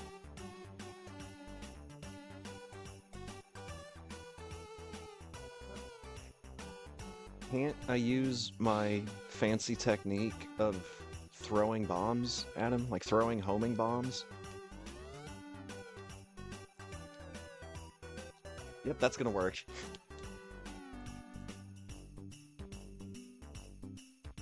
Except for when I throw it into a wall.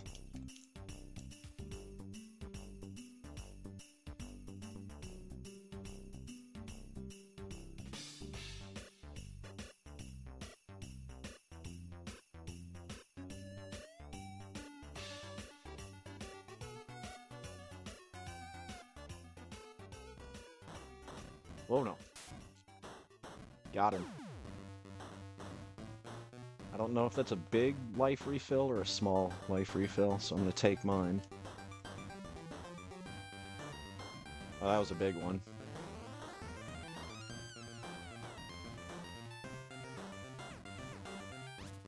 Alright. Chases after its enemies and attacks by shooting out electricity in 2 directions.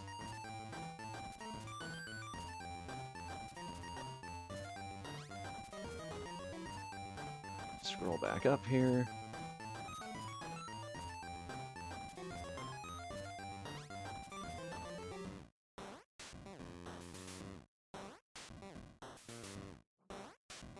Alright, I do remember running into Shadow Knight in this place, because I remember being very confused as to how to do damage to him, because you can't use bombs.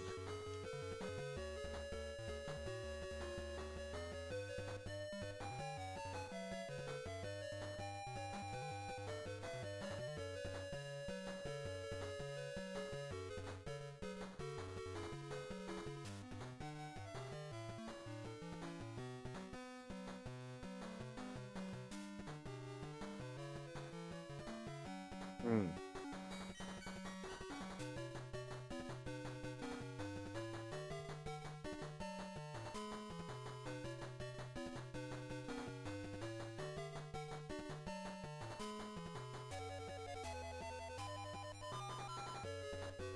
No, hippity hop, get off me.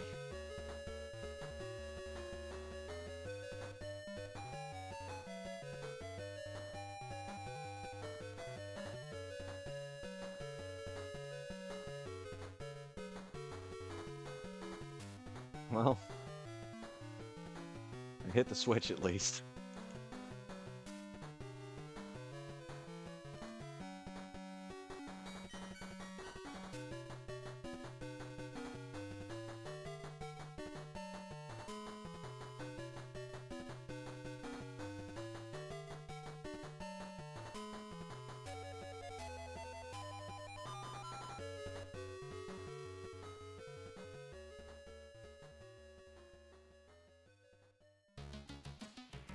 Just need to hit that with another bomb.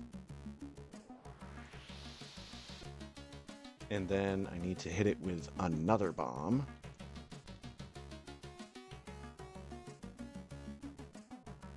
Just use the remote control.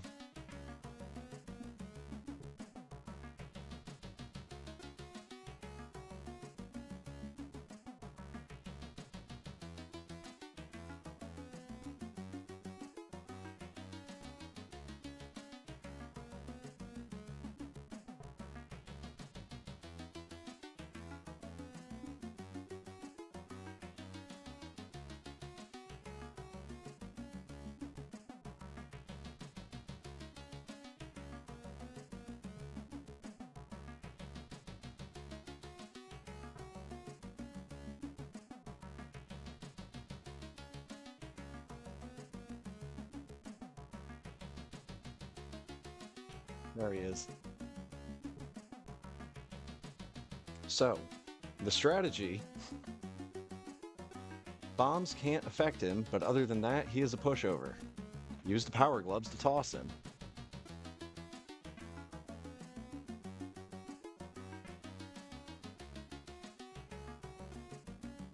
Got him. You're just holding him.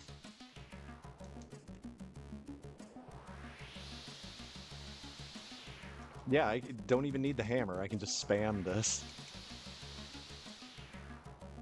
I don't know what that card was. It was another trading card. It's the honey card. Trading card with a picture of a pretty woman.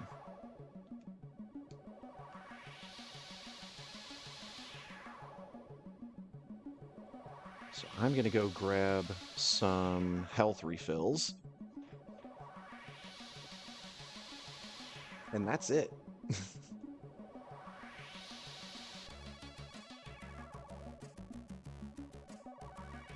Yeah, I was looking away at the walkthrough.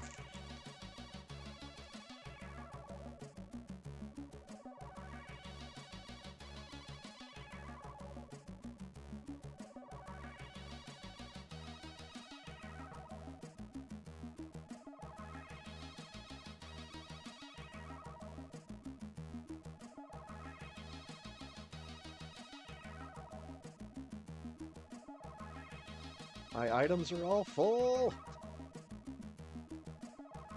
I feel like I need to make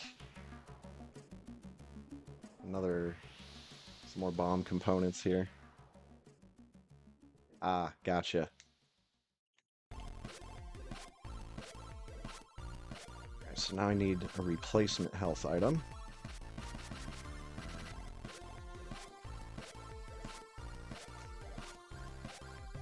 No, get back here!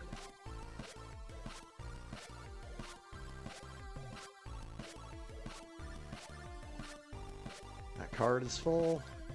That card is full. That card is full. Now this card is full.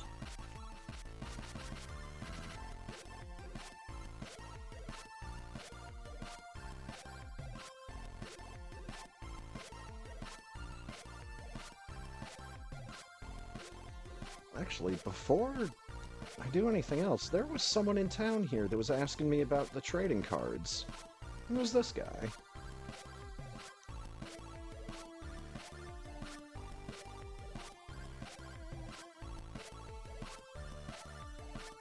Where's my G? Where's my G?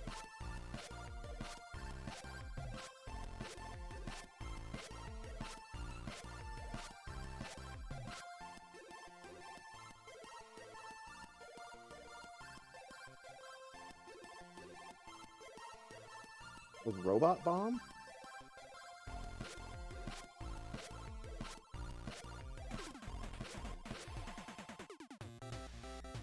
What? Bomb that can be moved as long as the button is held down? We must science. I need a big open screen. I need to save my game.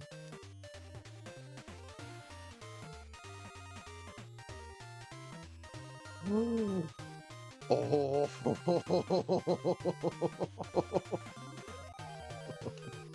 Okay.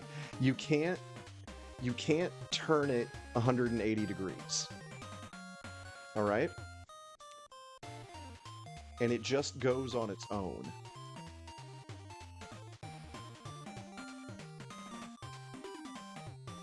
And then once it hits an obstacle, it blows up. You really need to just like hold the button down until the bomb makes that turn. Oh no, you can do 180 degrees. I wasn't holding the button down long enough. Oh my god, dude, this is crazy. I like it.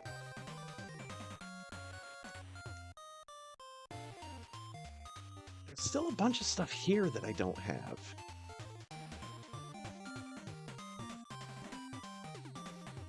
I don't know why that is.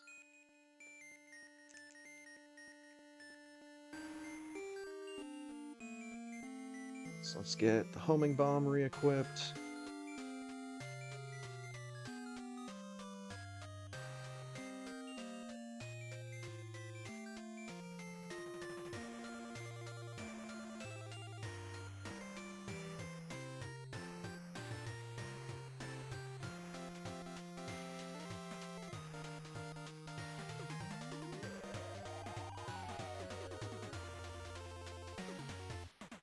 I thought I already had a left bomb. I think I do. Do I have a right bomb?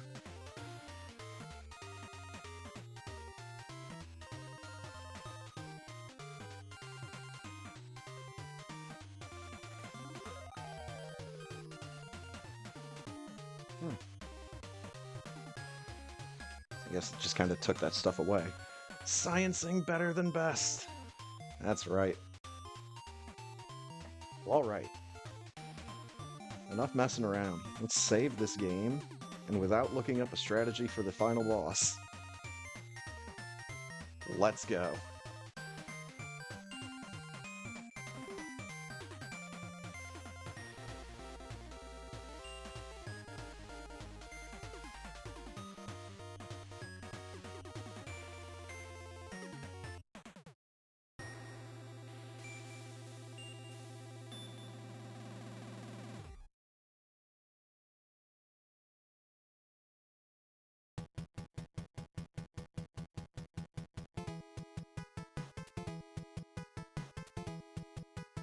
Oh, what's that? New content. That's what it is. There he is.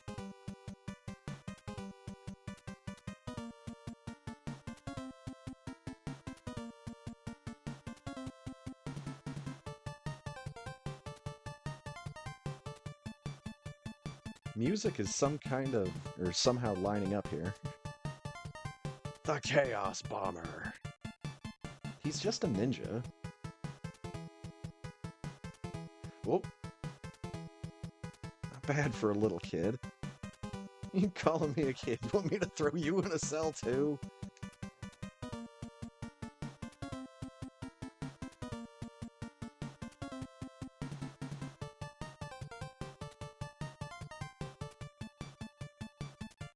Take your best shot. Don't taunt him. Okay.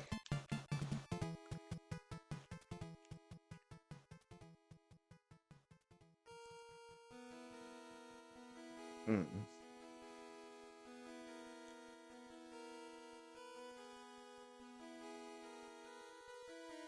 Okay, I can hit him. It's good to know that I can hit him.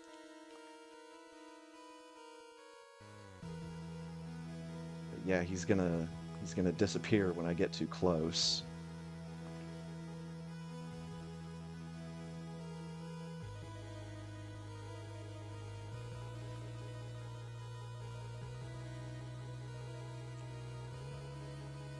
And I need to have a jumping weapon equipped so I can get around those waves that he shoots.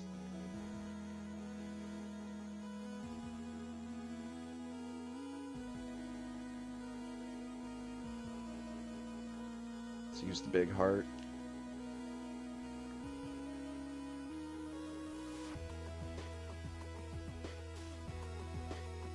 Man.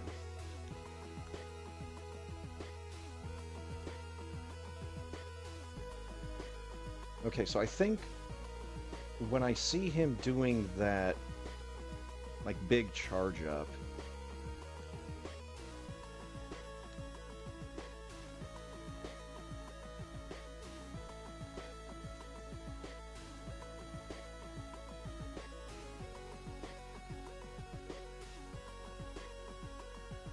nope.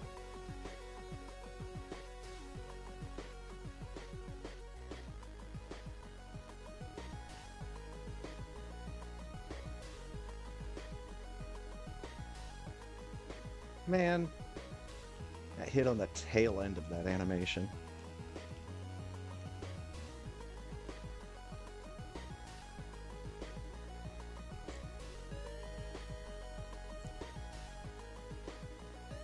Okay, so that is, I think, a different thing when he's got, where it looks like he's charging something over his head.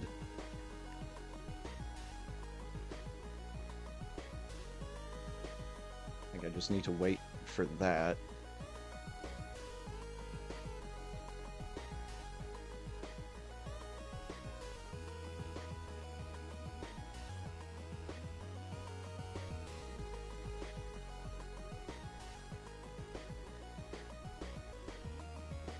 Or when he goes to shoot those waves.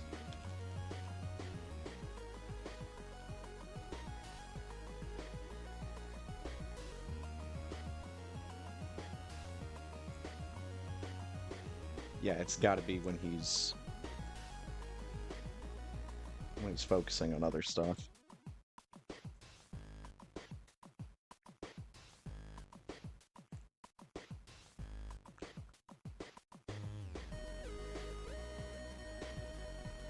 Because, yeah, if I just throw it at him, he's not going to give a shit. Man, I am just not getting out of the range of these things by, like, a pixel. This is so fucking aggravating. So, I'm probably just going to eat a death here.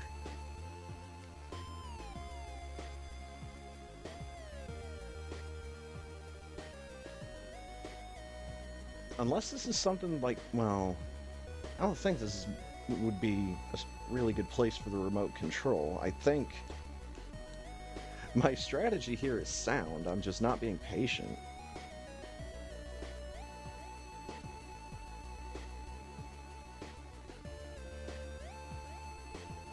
Again, dude, I'm like just fractionally, just barely on these tiles, but it's enough. No, leave, dude.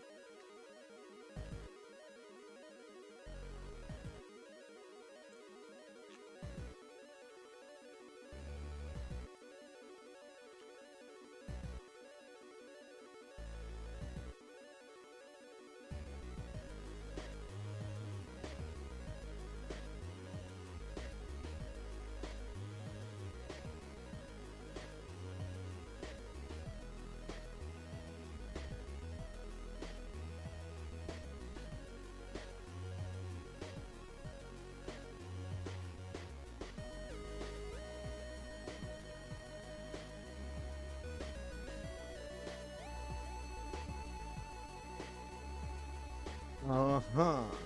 Yeah, I disagree with that one. I don't disagree with that one.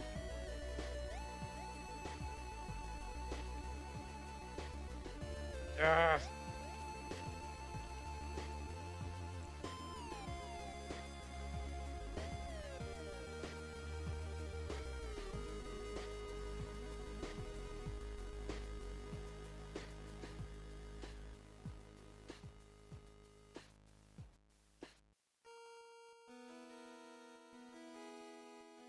Ooh.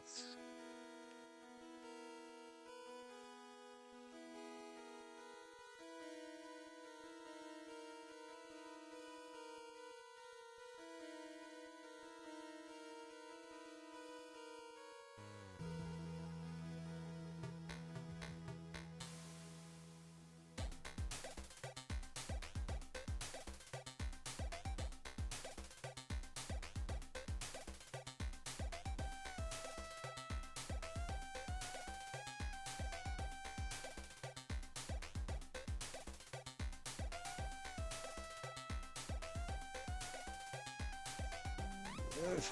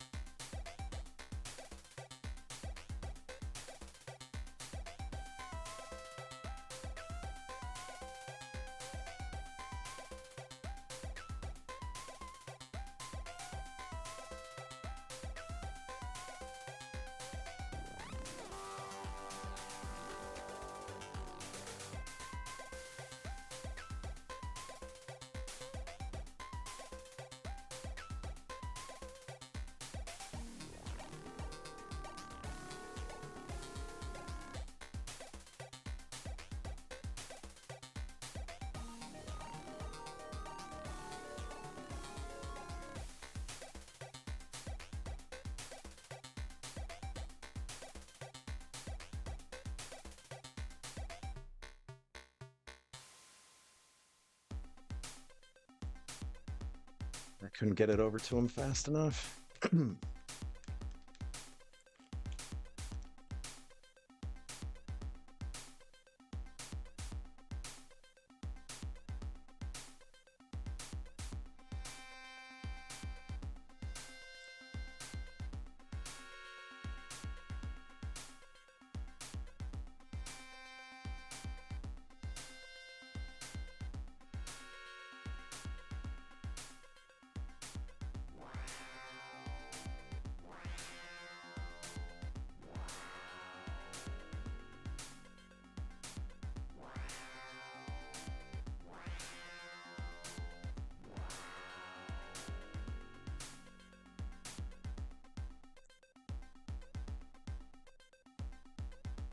I really need to wait for when he does that big charge up. Or when he stands stationary and does any kind of charge up? No, okay.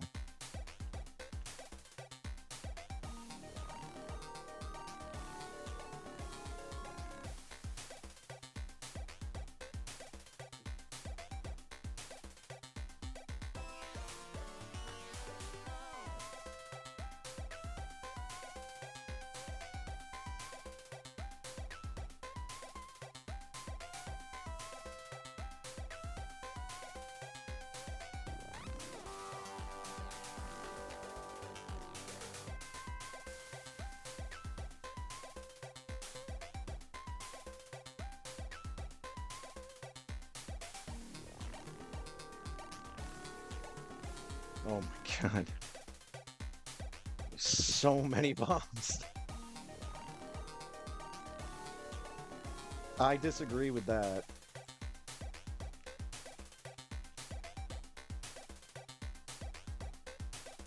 Landed on a Flames hitbox before it despawned. Use the big heart.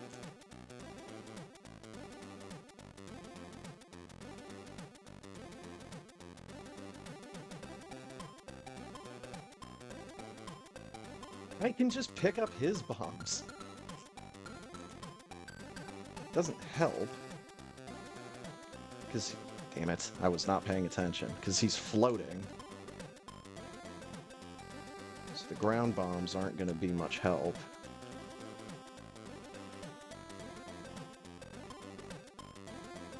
But when he does that shit, then it's my time to move.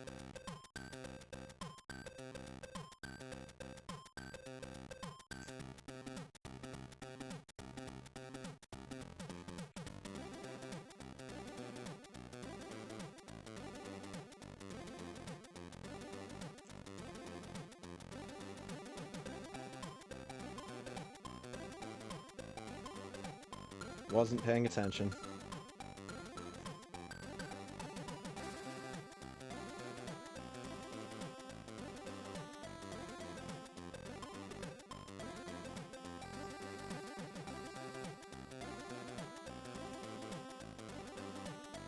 Yeah, that's that's his wave attack.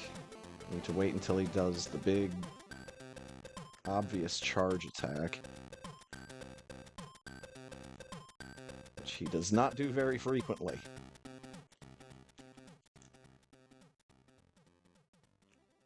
Give myself anywhere to go there.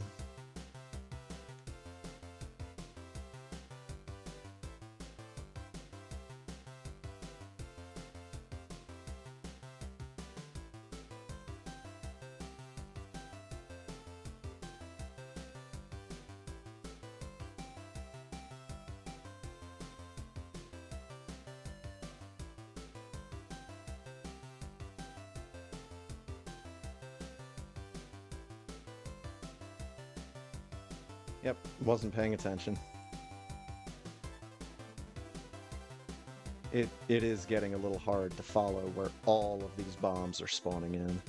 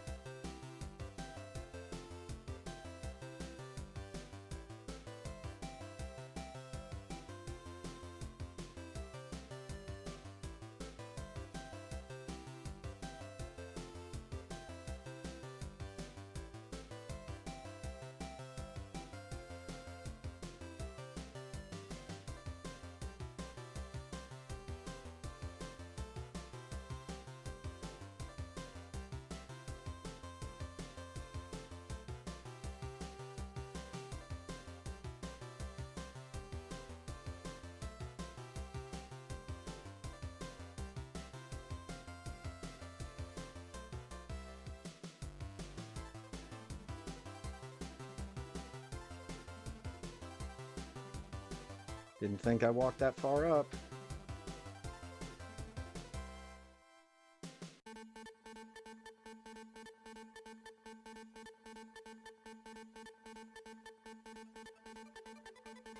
Yeah. Okay. No, I've got the idea. It's just, I just need to continue to be patient.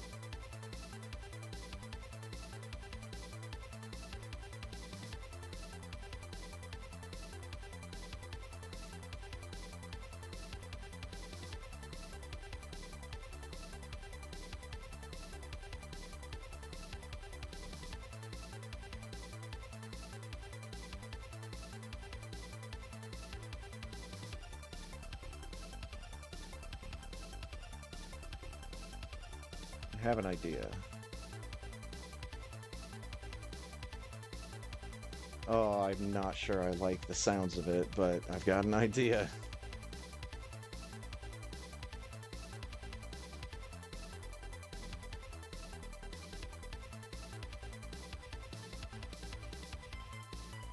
No, because that's his bombs are just gonna blow up the ones I put down. And that also didn't work.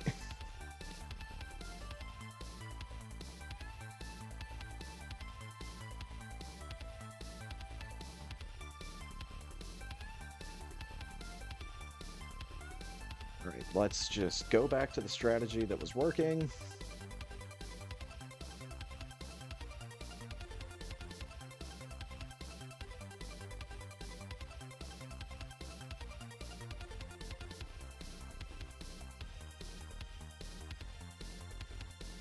Went off much faster than I thought it was going to.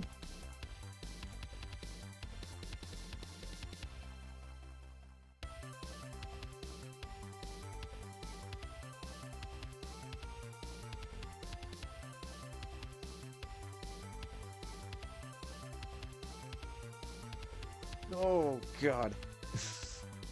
Just real quickly run out of room to move.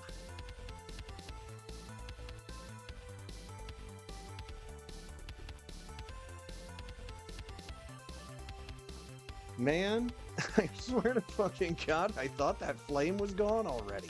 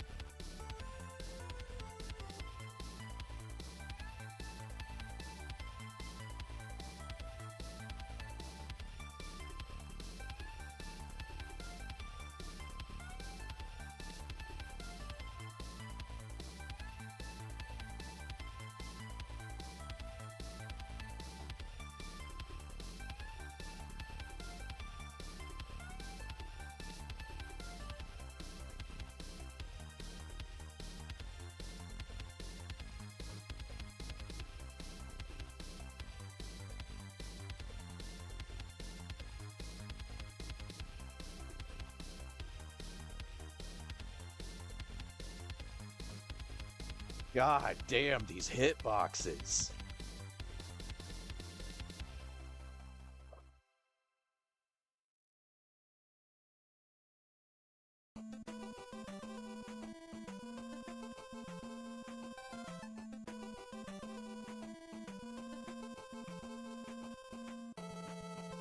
With how slowly I'm having to take this fight, I don't think I'm going to be able to get him defeated tonight. I hope I can. It'd be kind of nice. But I'm being forced to take this extremely slowly.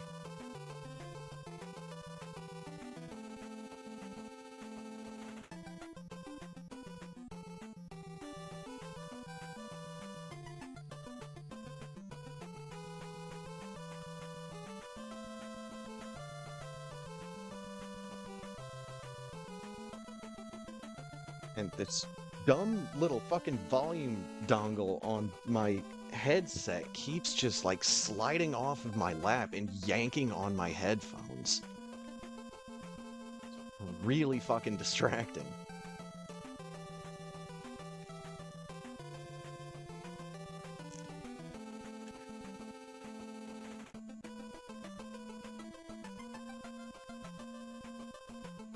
Oh, but I didn't get hit by that one, huh?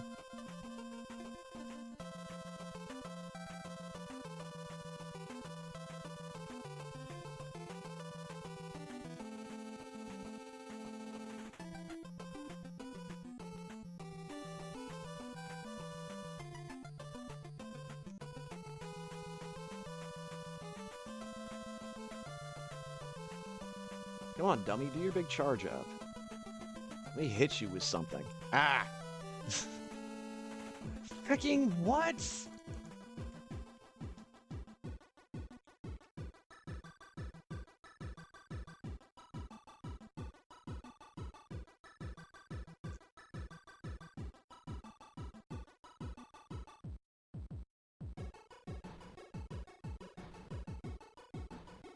We need wings and dash boots.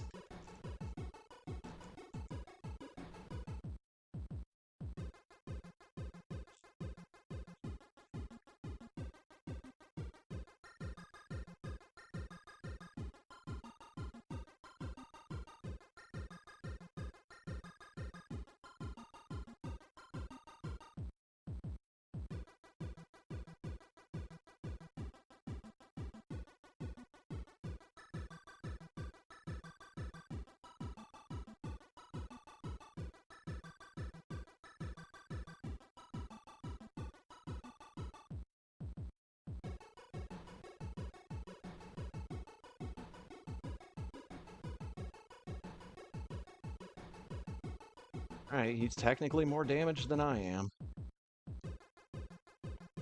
Just have to keep looking over at my time.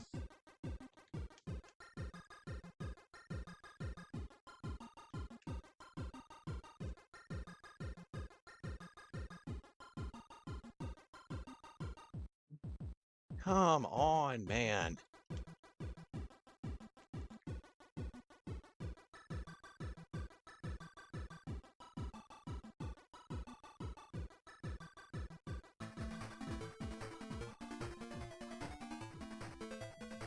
I had to make some kind of fucking comment about the progress I was making. Homeboy here decided to hit me with 2 quick shots right in a row.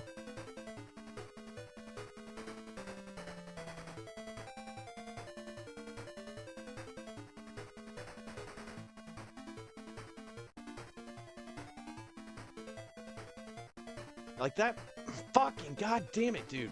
I'm having to avoid a bomb that's blowing up on like the very first frame that it spawned in. And I can't.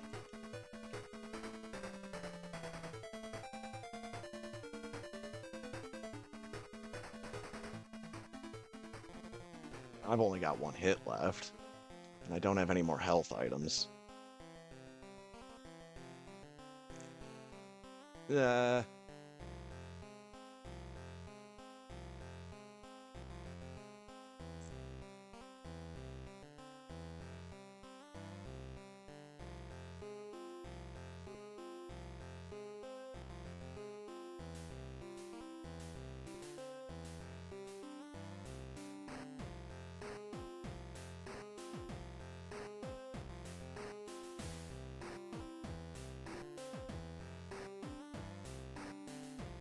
Oh my god, I can actually hit him when he's not doing something?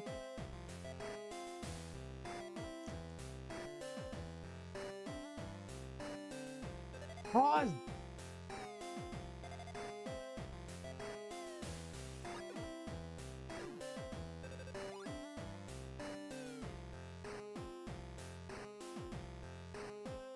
I tried to pause so much sooner than that, but the game wouldn't let me. Quite literally, the game would not let me.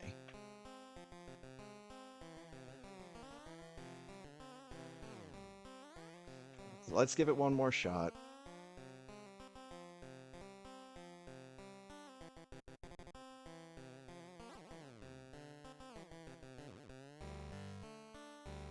Alright, off to a good start. I already hit him once.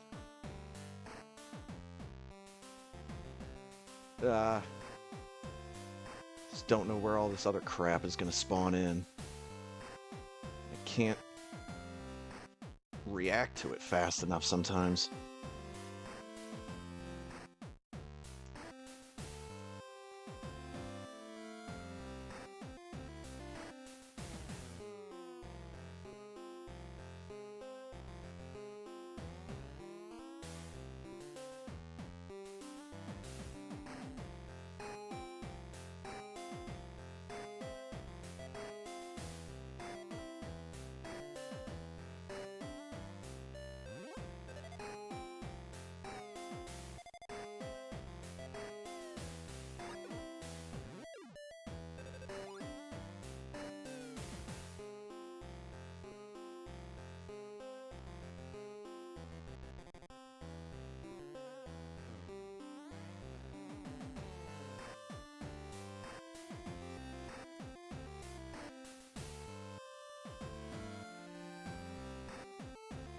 Yeah, I had nowhere to go there.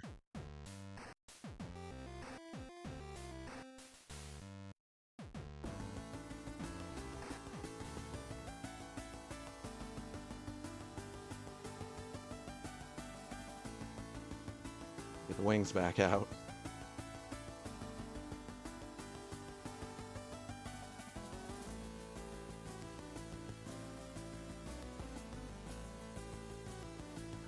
What?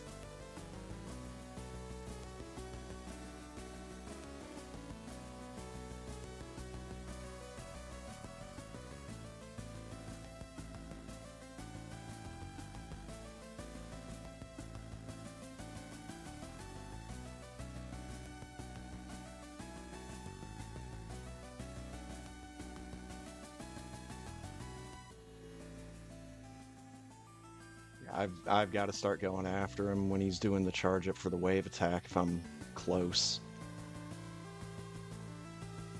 So I can just... Well, I was gonna say I can just hold this bomb forever until I fucking walked into something.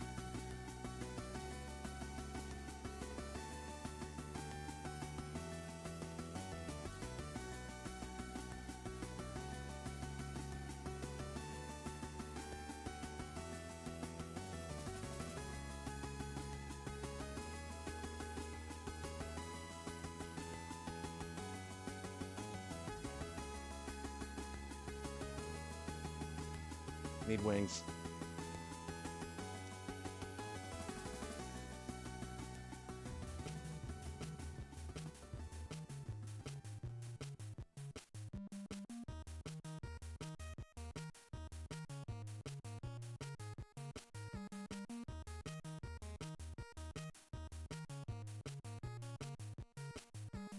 Okay. Oh my god, those past two hits are pissing me off so fucking bad. So I'm running into shit like right at the tail end of its animation, right as it's fading out, or like just barely.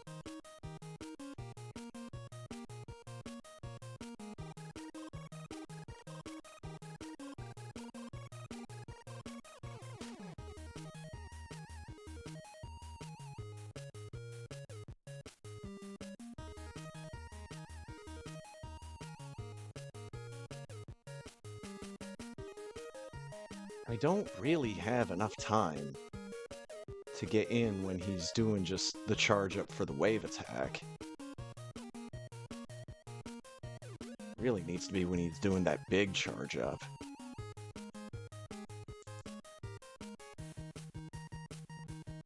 But he does that so goddamn infrequently.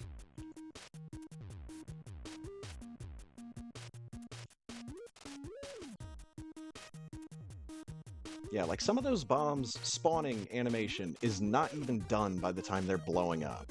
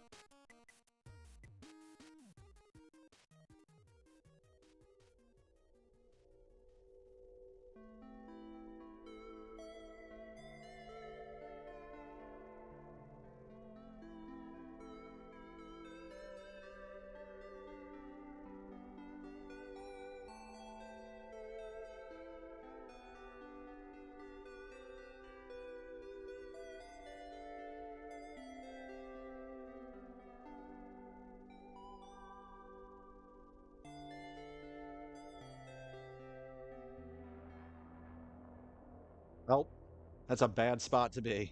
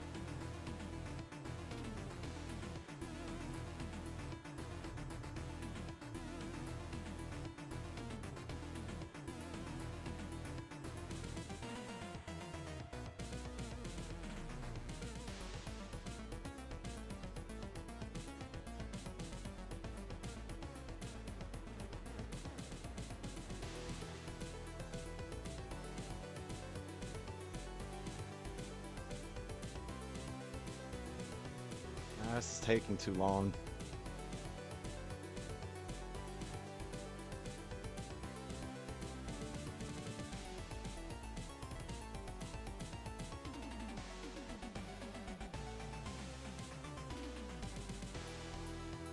I hit him. Not exactly sure how.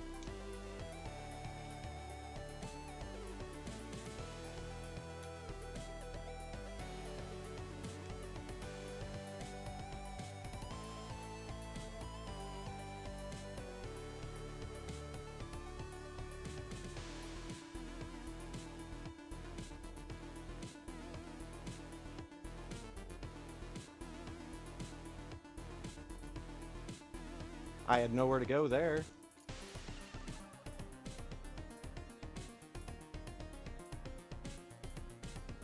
Yeah.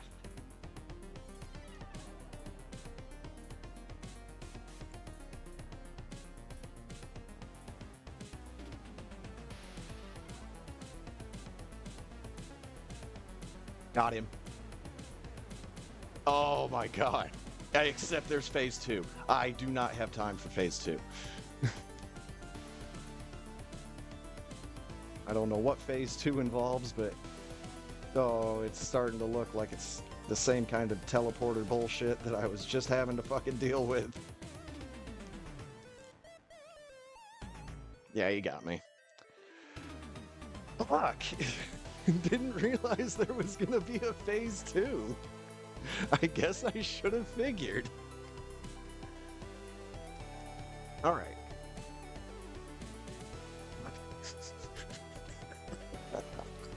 All right, so now I need to figure out how to damage phase two. We'll probably read a little bit of that walkthrough for a strategy here in a second. I want to get some kind of Super Metroid loaded up.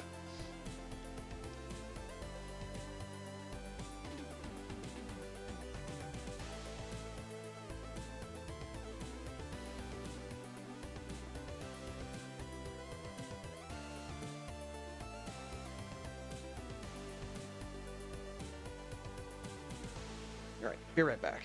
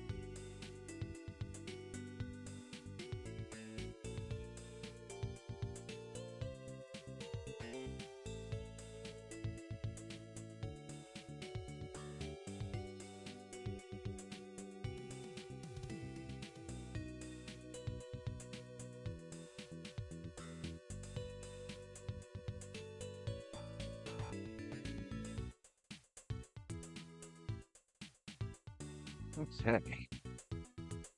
Before I refocus on the race, let me get that walkthrough opened back up. I want to see what strategy it has for Chaos Bomber.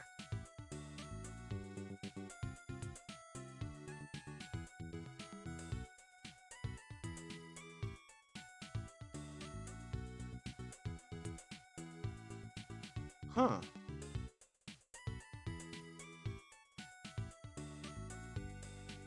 Says to equip leather armor, use the flak bombs and the remote control.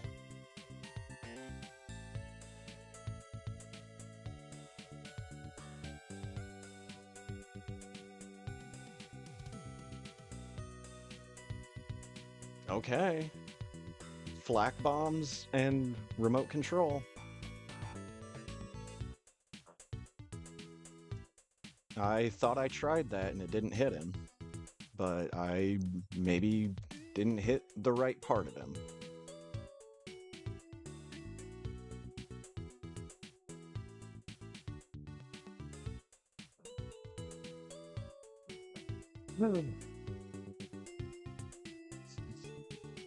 That's an intense fight.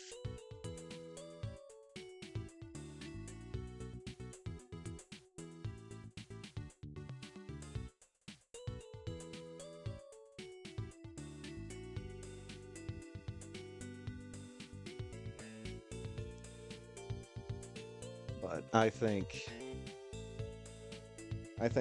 I've either got him next week or possibly even after the race tonight.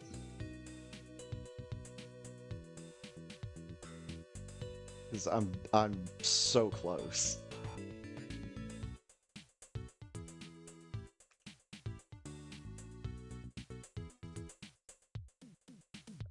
Luck, fun, good have. Thank you, Firebat. Same to you.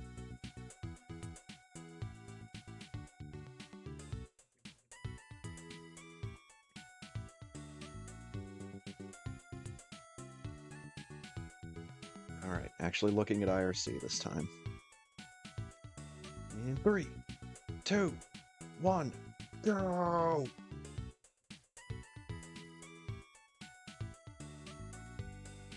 I am Pinkamogus.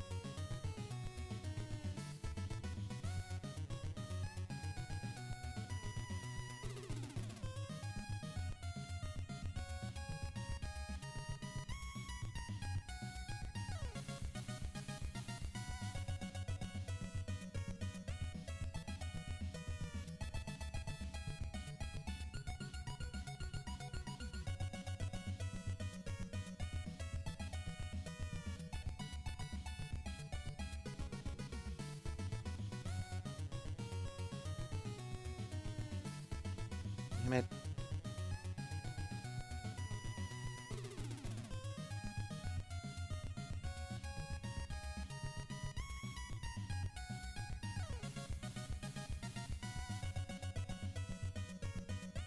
We're to 234.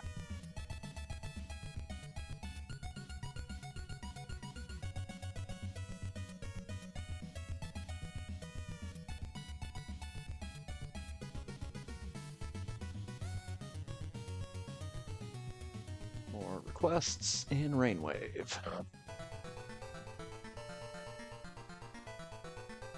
Oh. Game Boy Konami music. Insane Firebat, living innovation. Let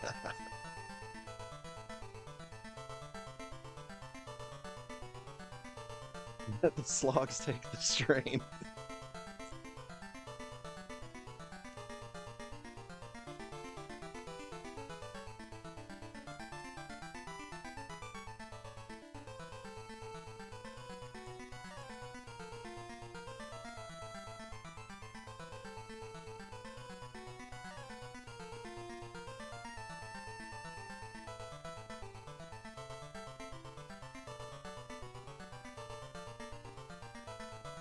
Moved over too far.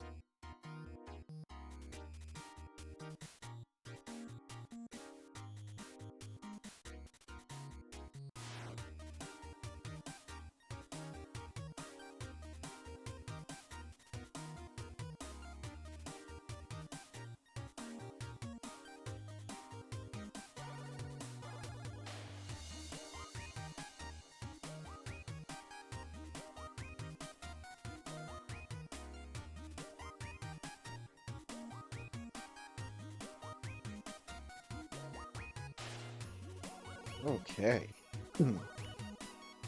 Fuck the climb.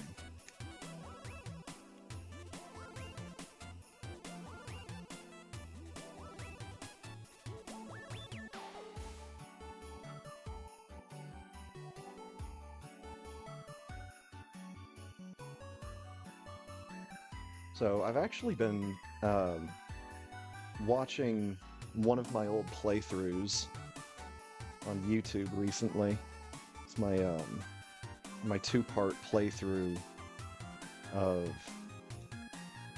EVO: The Theory of Evolution, which is like the spiritual predecessor to EVO: The Search for Eden. It was a PC 98 game in Japan.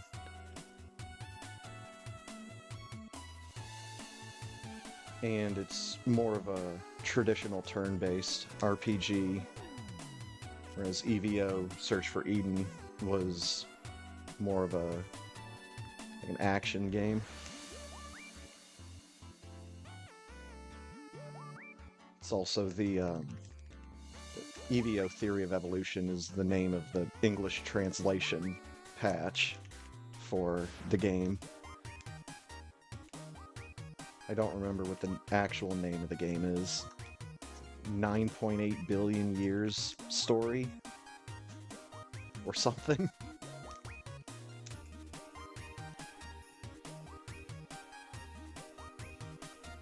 But just rewatching that game makes me want to play through it again.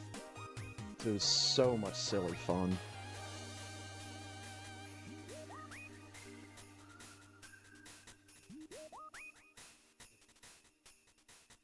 So I either need to look through my external hard drive to see if I still have the ROM, the patch, and the PC 98 emulator. Because if I have all of that stuff, then yeah, we can just go ahead and play that game again one of these days. Good times.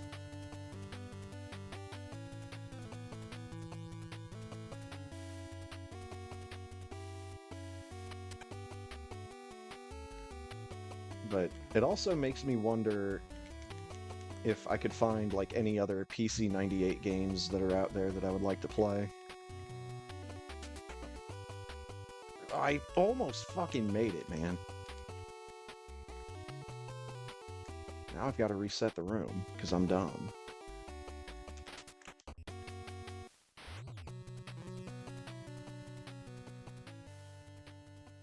There we go.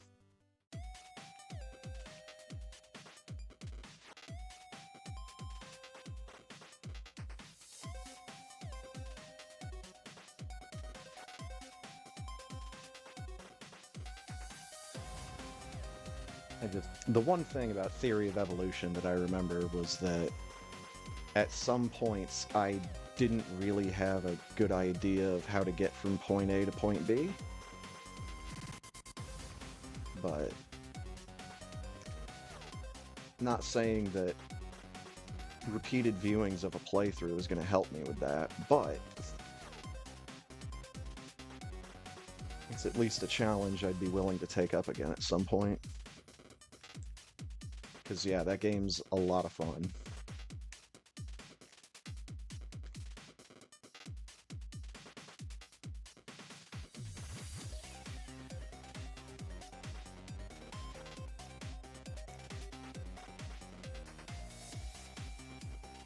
I'm looking up at it.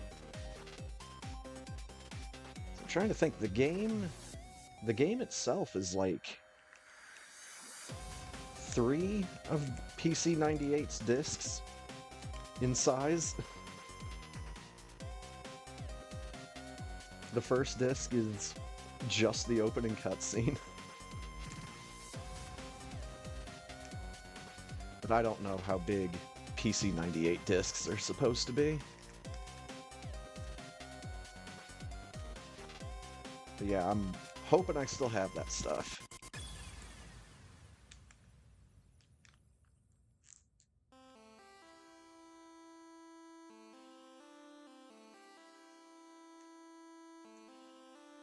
I thought I jumped and shot down. Among Us. What are we doing?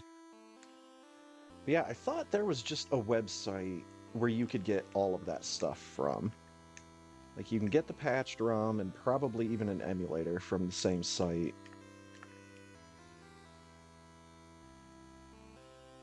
But from what I remember, it wasn't like a big emulation site. It was just a site that was dedicated to that particular project, EVO Theory of Evolution.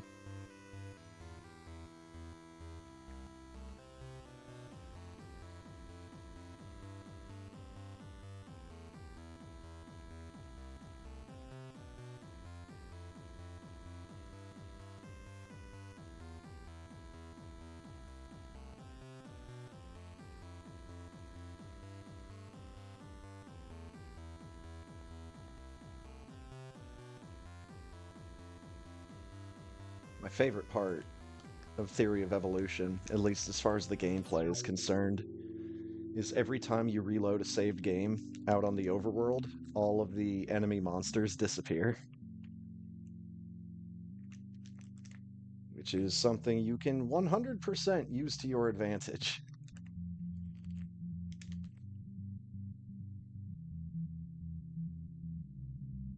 But that game has a lot of charm.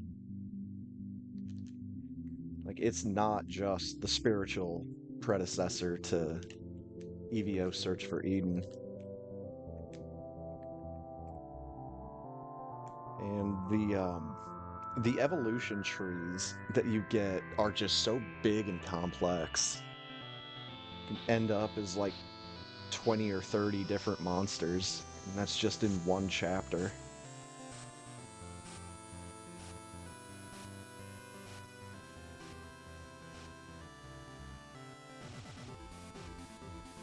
Couldn't jump to get the third one out. Then I couldn't wall jump off a wall.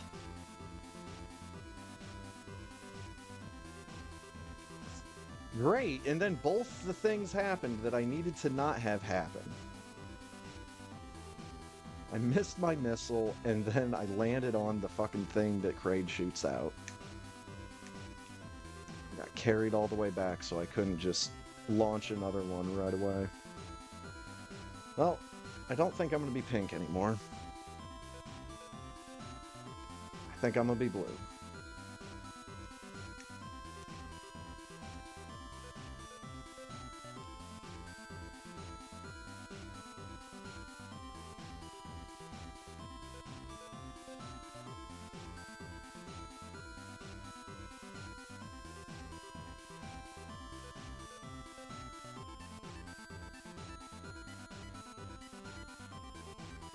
I forget if the Among Us sprite had been released when I did my second tier list for the sprites.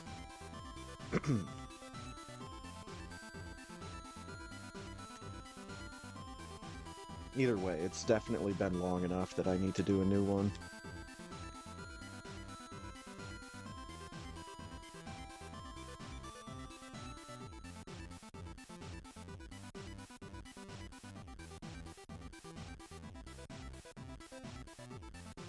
And then I need to see if I can... If the beta site is still a thing, I need to try to get back on that, see if there's anything new there.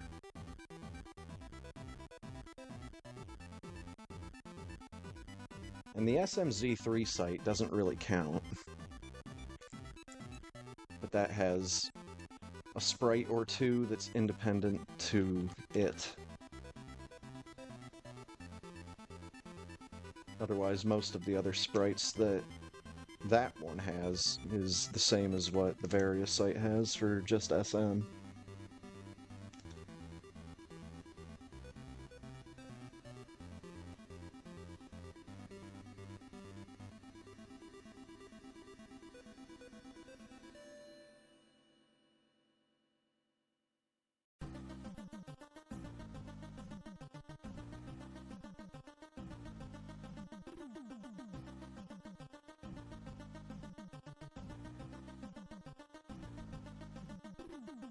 Oh man, actually just recently watched the long play for Batman Return of the Joker on NES.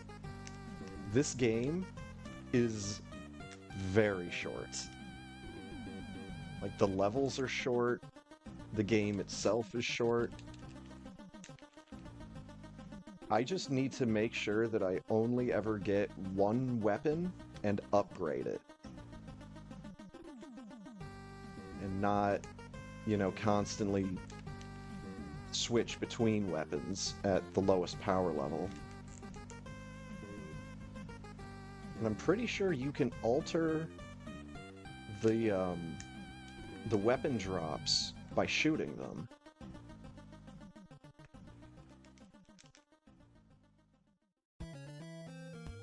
That's not a good jump.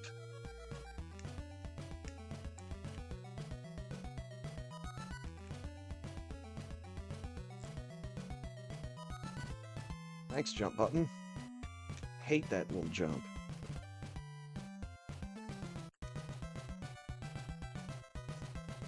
Now for an NES game that I've never really had any motivation to play ever. Castlevania 2. Mostly because I'm shit at old Castlevania games.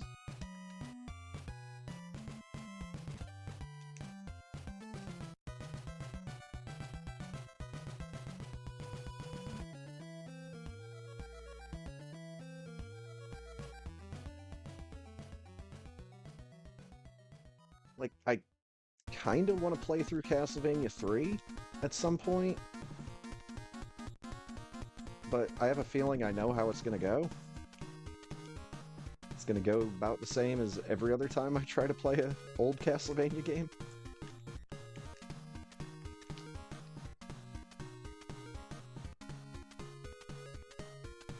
Anything after Symphony of the Night, I'm pretty good. But haven't played everything after Symphony of the Night, so I can't talk too much shit.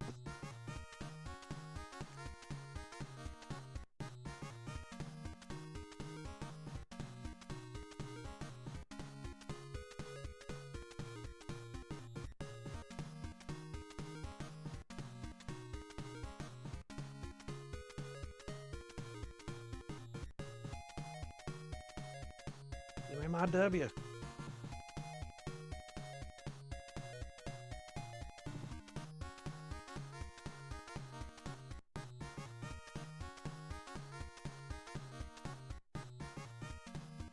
Yeah, I have a real early memory of playing either Castlevania 1 or 2 as a very small child. And I've gotten better at Castlevania 1. You know, I did, like, force myself to play it for a little while, but yeah, no. 3 is intriguing just because of the character variety. I'm never playing Super Castlevania 4 ever again. That game pissed me off so bad.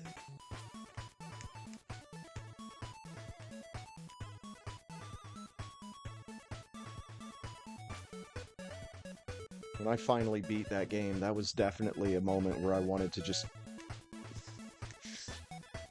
scream my fucking lungs out. Because that game was such a slog. Thankfully, it has a really forgiving password system. You spawn yourself in right before Dracula.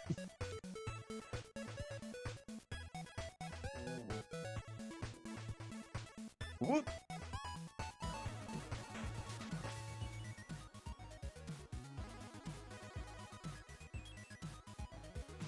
Yeah, I was very pleasantly surprised the first time I played Aria of Sorrow on the GBA.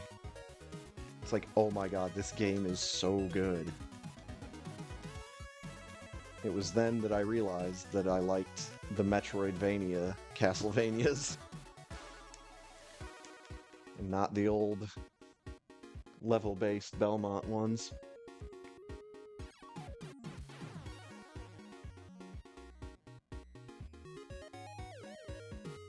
by the time I finally got around to actually playing Soten, I was very ready to pick up what that game was putting down.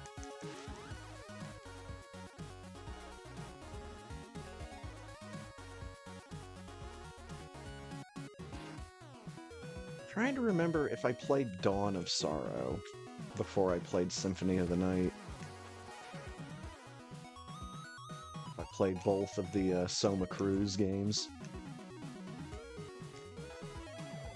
Didn't like Dawn of Sorrow as much as Aria, but I think that had more to do with the goofy DS gimmicks that you have to do in that game.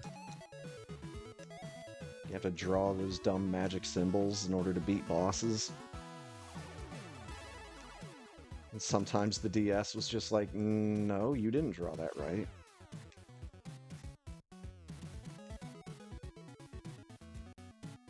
I still need to play through, well, the one GBA Castlevania that I actually want to still play. It's Circle of the Moon.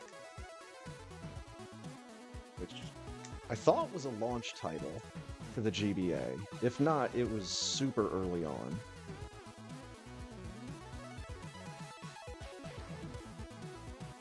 I have always heard good things about that one.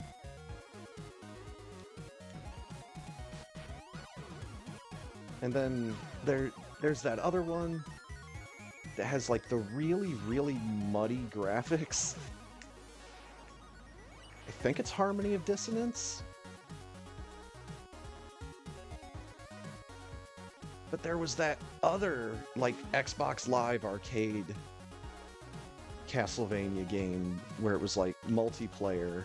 You're playing as these tiny characters in this giant map. And I think that was like Harmony of Despair or something, but it was also Castlevania HD. It's Castlevania HD GBA or Castlevania HD XBLA or PSN.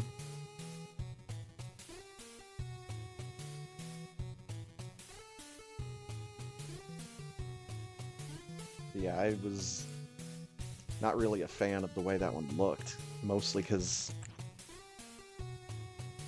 it just looked confusing. It's like, yeah, the character's got a giant blue outline, but it also doesn't look as good or feel as good as Aria of Sorrow, so I'll just take that. And Soma's not a Belmont, so again, I think I just have a natural aversion to Castlevania games where you play as a Belmont.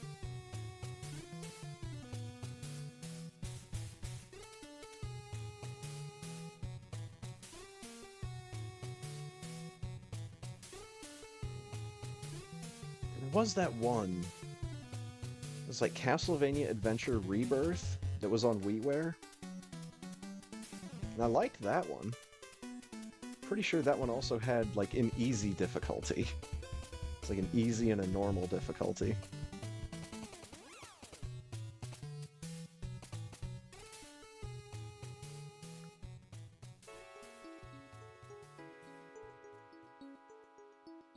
Got him. I felt like I had to make myself wait before the jump there.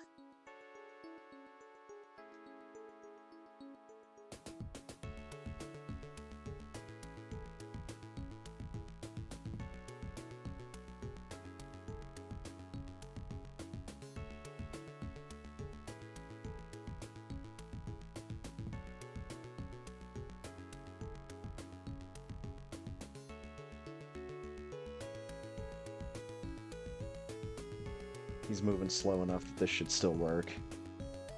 Yep, he's dead as fuck. Okay.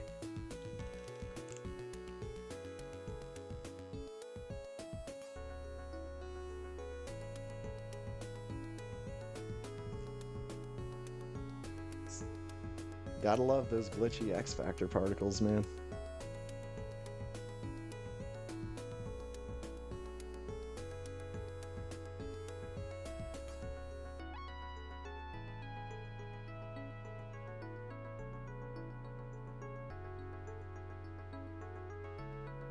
guess the other Belmont Castlevania game that I played through was one of the Game Boy ones. Is it Castlevania Adventure 2 Belmont's Revenge? Amazing music in that game. But your character's movement speed is so painfully slow that I do not blame anyone for instantly dropping it as soon as they play it for like 10 seconds. It's like, oh my god, what?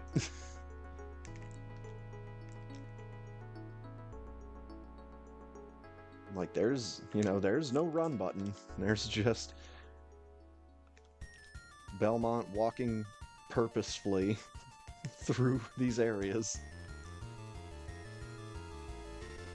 Still a really fun game, though. It's just I only beat it with save states.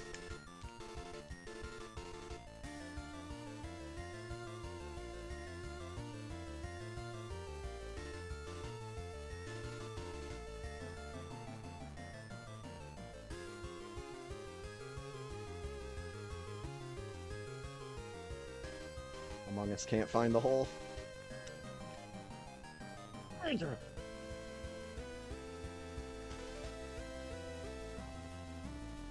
Boing.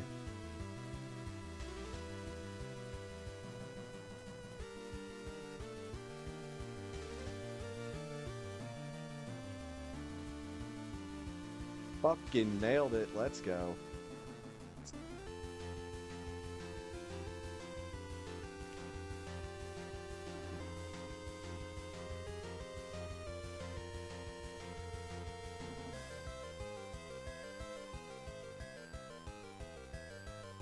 I kind of want to go back to the,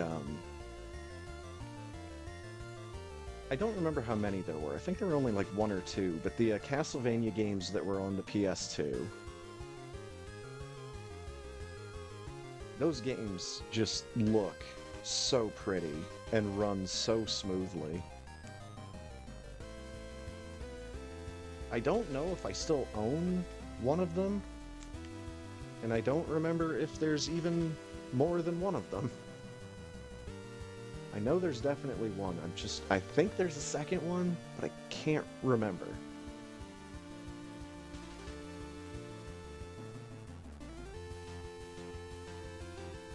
But I mean, all the games of that era had some serious Devil May Cry energy about them.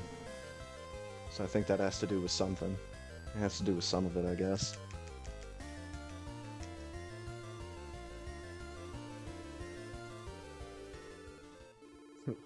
And then speaking of Devil May Cry, I actually need to play through those games at some point.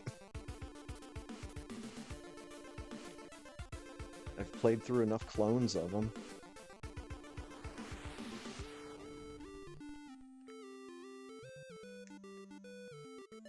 Well, I mean, I haven't played all the way through that one DMC clone.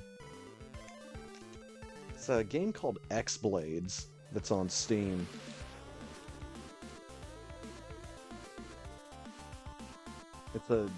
It's definitely an interesting game.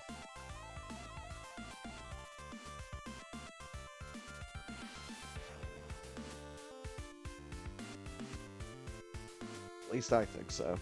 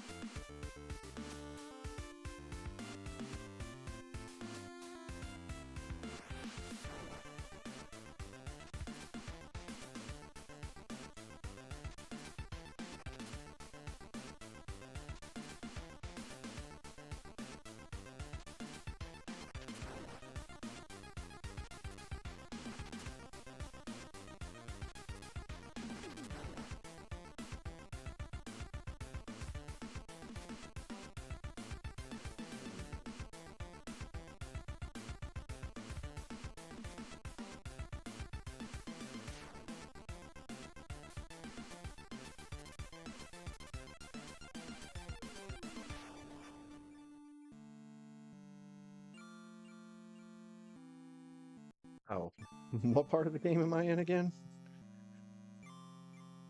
Yeah, let's remember where we are in the game before we start doing stupid shit. Well, before we start doing more stupid shit. There we go.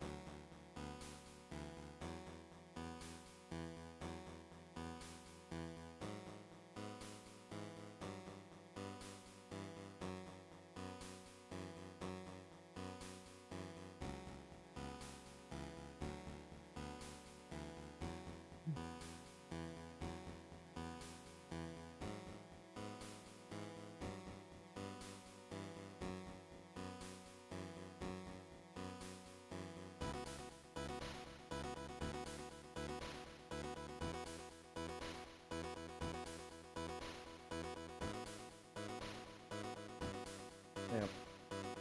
Spent too much time on the ground.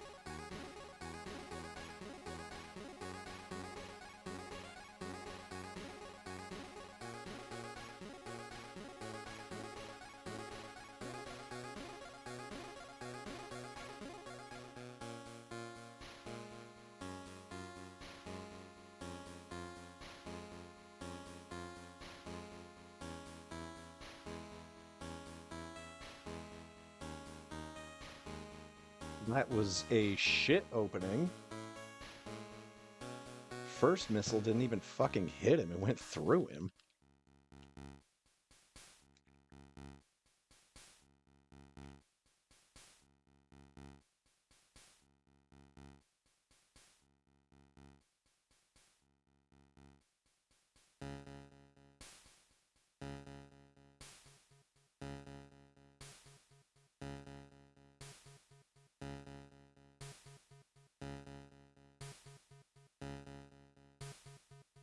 Nice.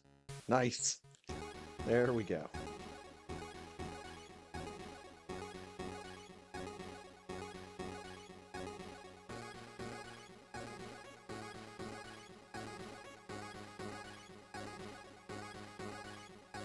Oh.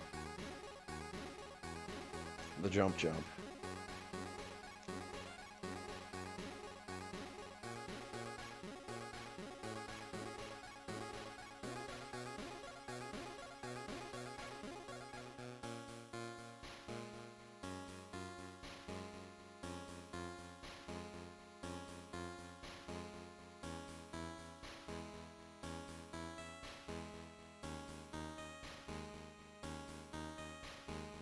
Clunk.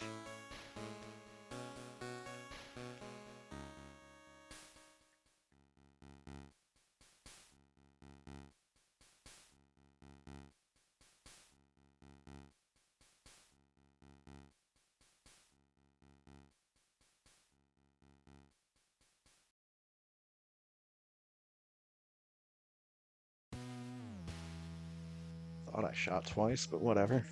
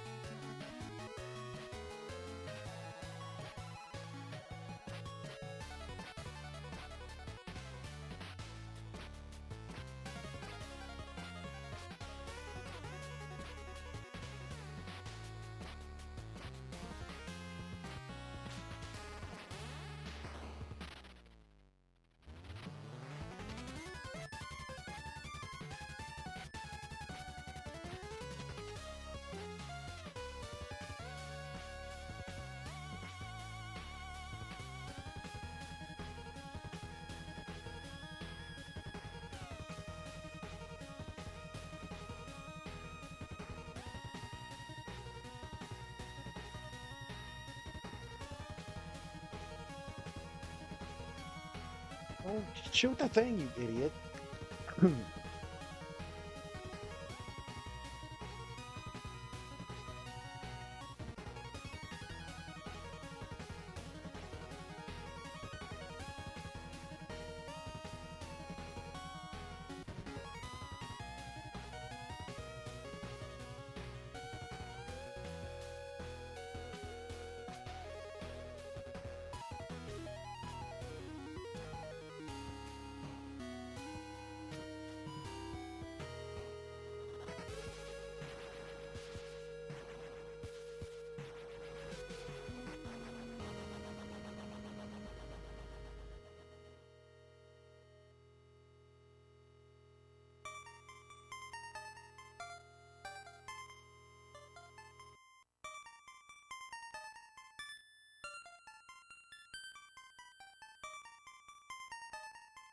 Baby.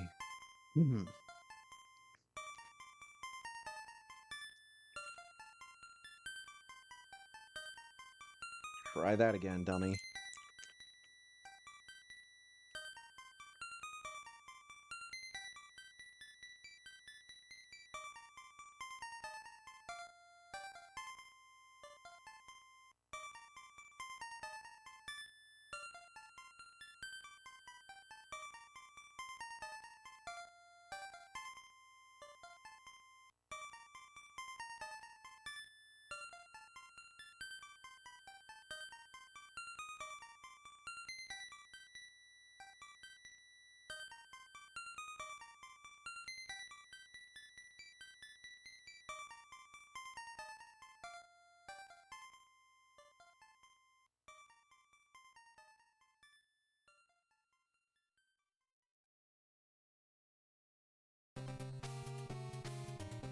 Oh yeah.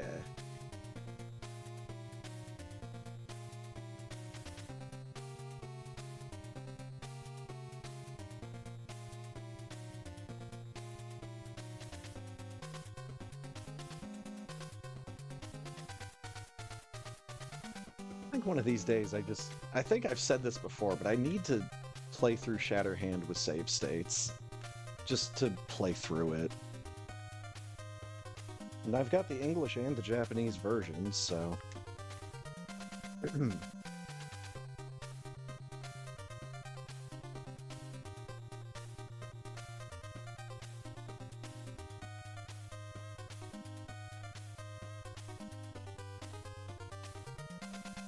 I forget exactly which one of the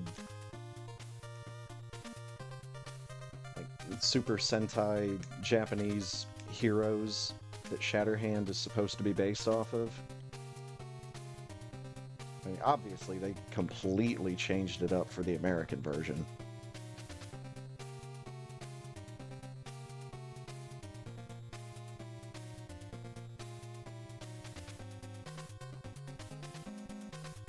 Instead of being some children's hero from Japanese television.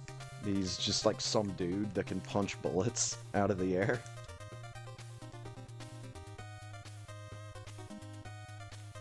Between the dude in Shatterhand and the dude in Power Blade,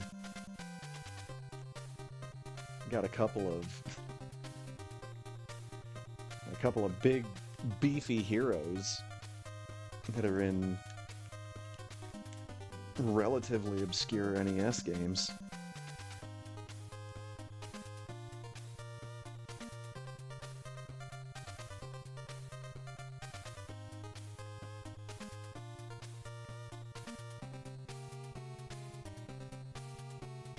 Don't quite have the same motivation to go through Power Blade 2, even with save states.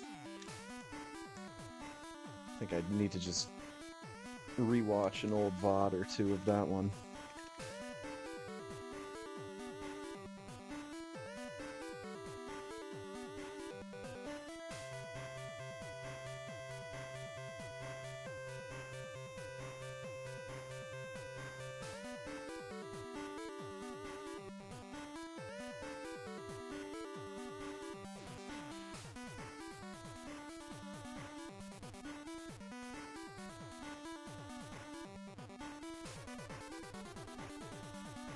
Twenty, 19, 18, 17,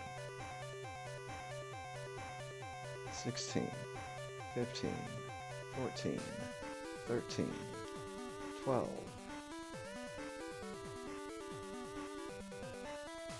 11, 10, 9, 8, 7, 6, 5, whoops.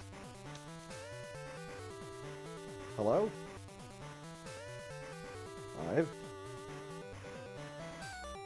He should be dead by now, but I can't fucking time my charges right.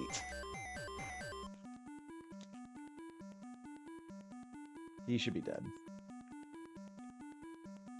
God, that was so fucking aggravating. Like 5 or 6 shots that I just let go of way too soon.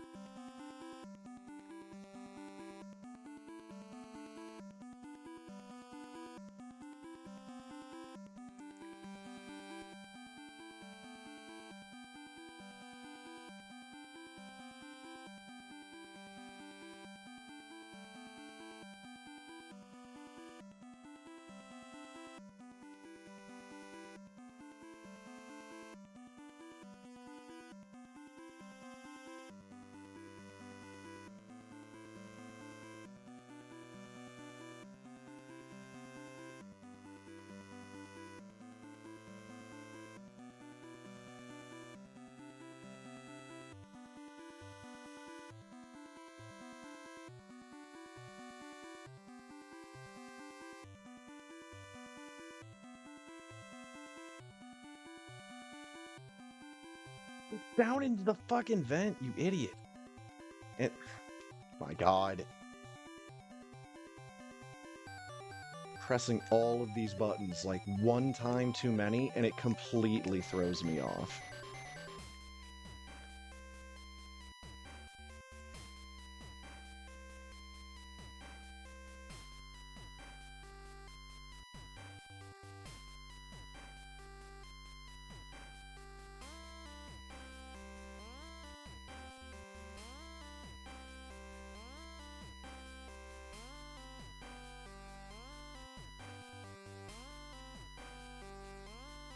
Up and in. I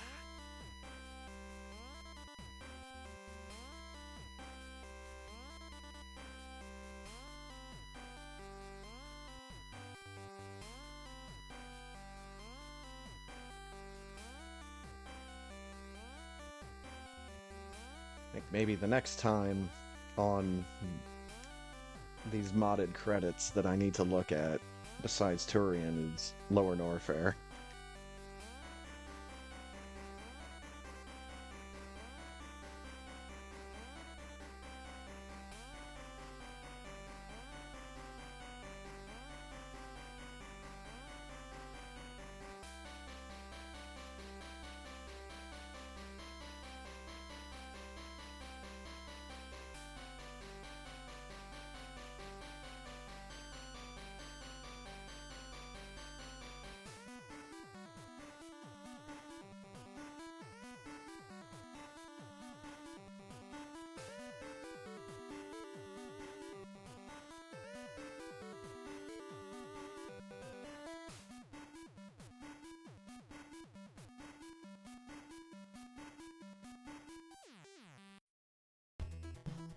Hey, there's Tillamorph taken first. The time of 47:59. GG.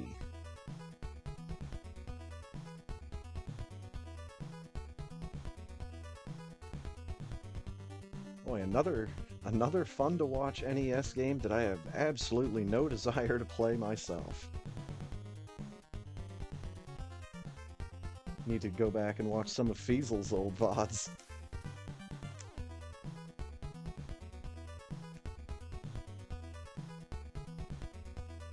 Actually, I'm already kind of missing Fiesel's Populous runs. It was so interesting because I was slowly but surely actually like figuring out what the fuck in Populous. It's one of those games where if you have no idea what's going on and you look at it, you are totally lost. And there's Firebat taking second. The 48:51. GG. My odds of getting third place have gone up significantly.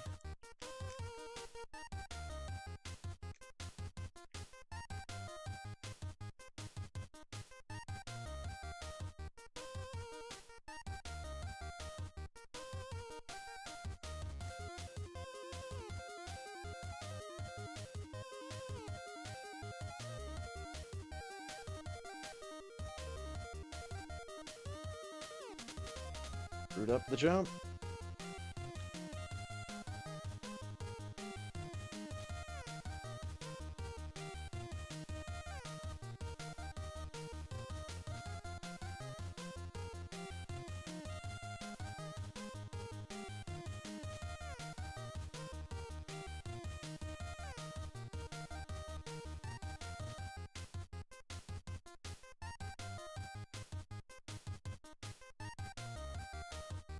We got the goofy thing with G4 again, where Kraid and Dragon are like, their shade is off.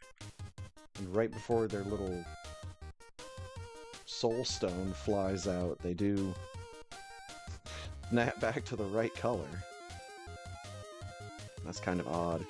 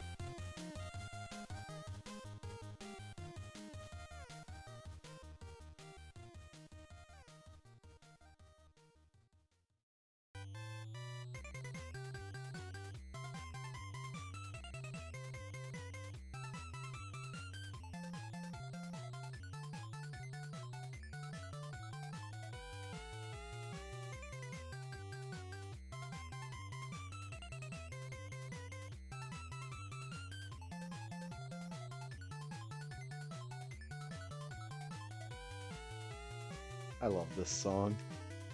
It's one of those gotta go fast anthems on Rainwave.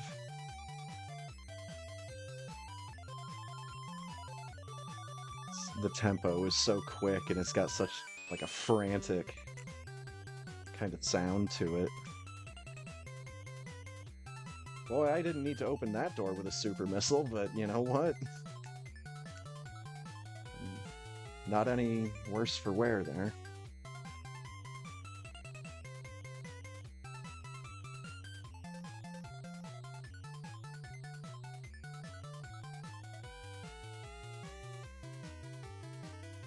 I am pink again.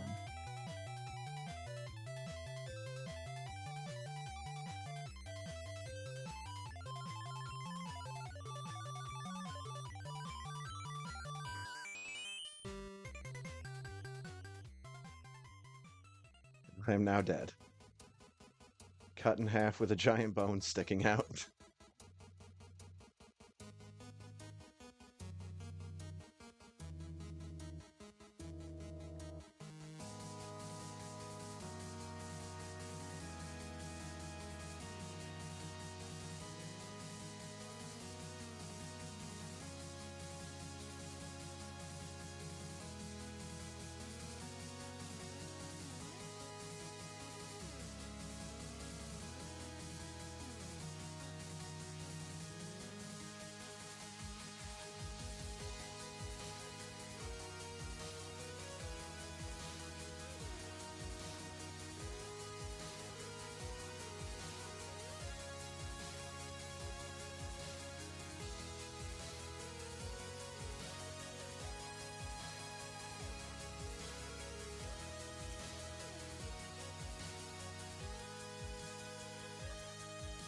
Go.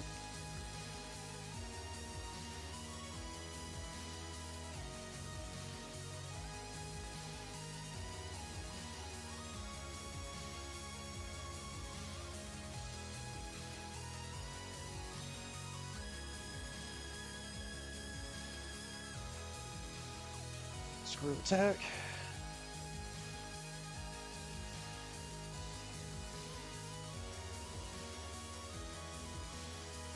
Boing. Get up, lady. You're under arrest.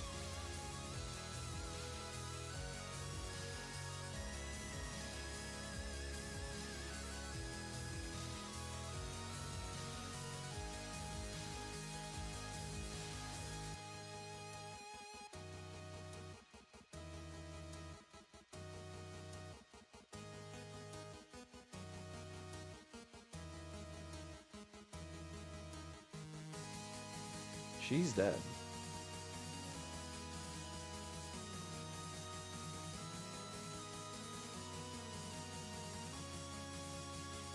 No wiggle for you.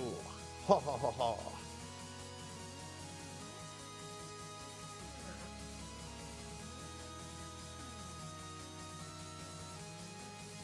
That Timimimimimimi. The baby.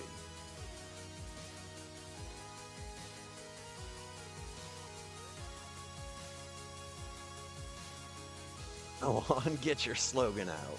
That's right.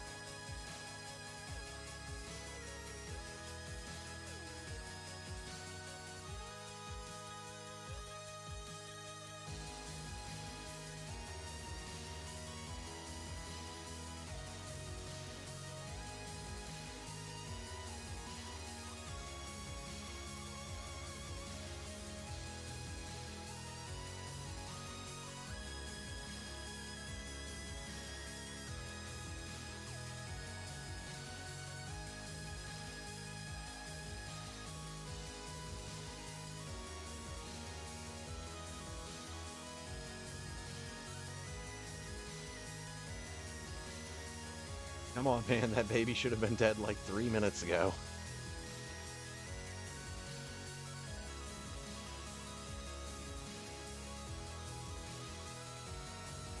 $56.29. Slightly better than we did earlier, so probably going to be a mid-high 58. Mid-high, too high. Kind of thinking like 5850 or something. Maybe 5845. Might be a bit more in the ballpark.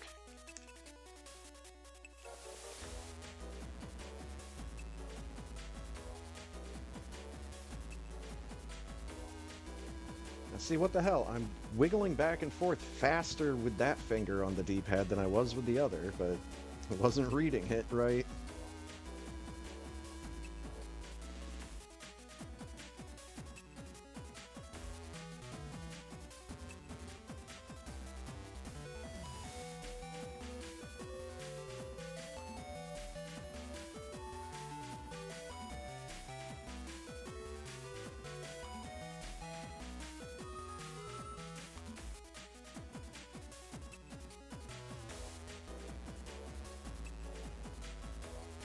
That... Oh my god. Well, so much for the time I thought I was gonna get. Can't get wall jumps or space jump or fucking anything to work in my favor all of a sudden.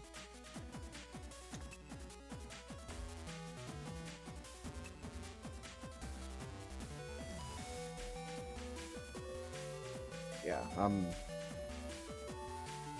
already a good couple of seconds behind where I'd like to be. Because of one mistake that led to others. And then I can't fucking space jump. That's why I like to not rely on it in that section.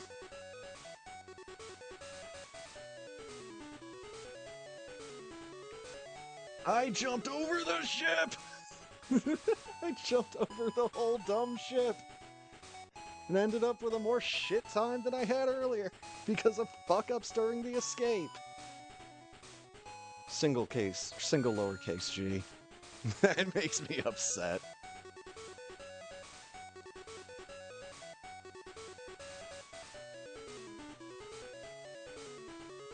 It was gonna be a solid time, man. And it was gonna be better than what I did earlier, because what I did earlier was a bit of a shit show. And then I just fuck up everything right at the end there.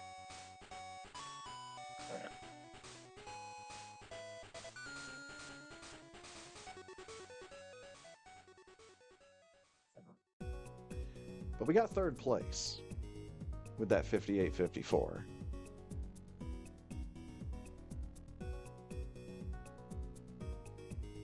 So you know, third place. We did it.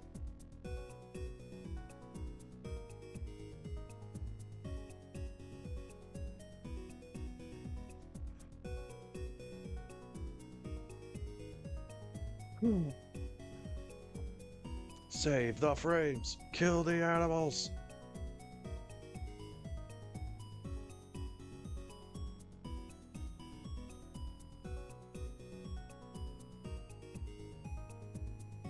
Oh man. Yeah, I think I'm gonna save wrapping up Bomberman Quest until next week. I don't think I'd be able to do very well in that boss fight right now.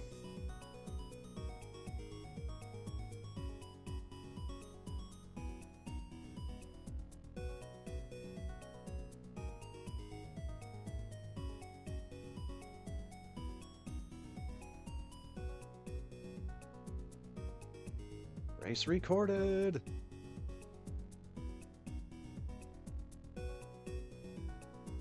I lost 2 points. Damn it.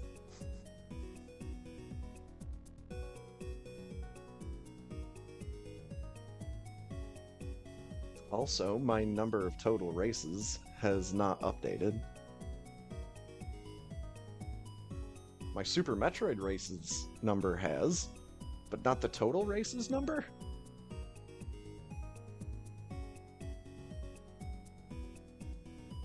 Whatever, it's fine. 703 Turian.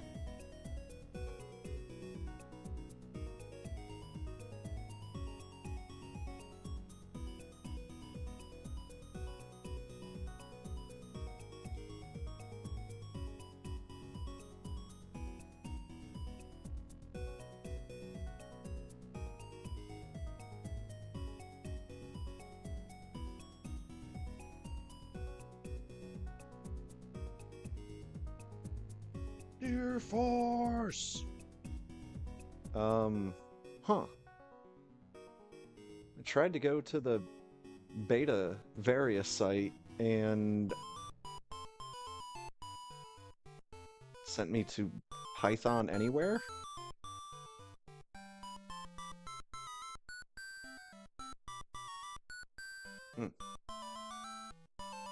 Alright, give them some time to do their thing, I guess.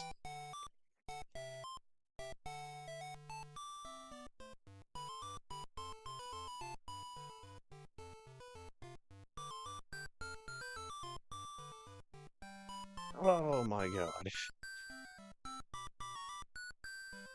Yeah, it's just, I was only ever able to connect to the beta site like once or twice. Every other time I tried to load into it, it just like froze my browser.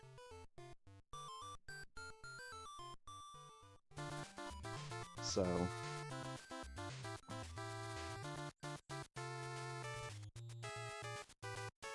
oh well. Oh, where's my stuff? Because we did it. Needed to find my stuff. Oh my god. Still had a good time tonight, though. I won't lie about that. But now... now it is going to be time for me to call it a night.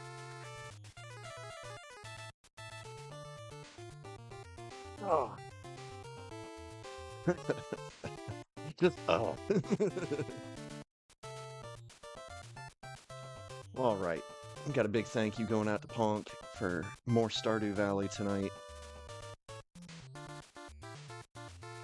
I think tonight we spent more time trying to figure out what we were doing last week than we probably should have. But it's fine. We're still swapping around what the farm looks like. I'm trying desperately to get up to level 10 in all of my skills.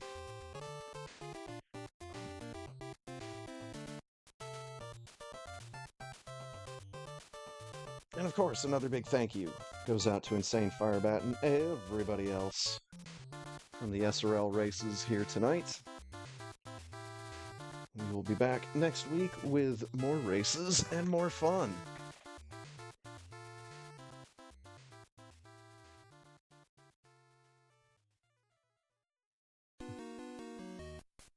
You see, Firebat, my version of that is it's good to know that I can still cut the 1 on shitty runs.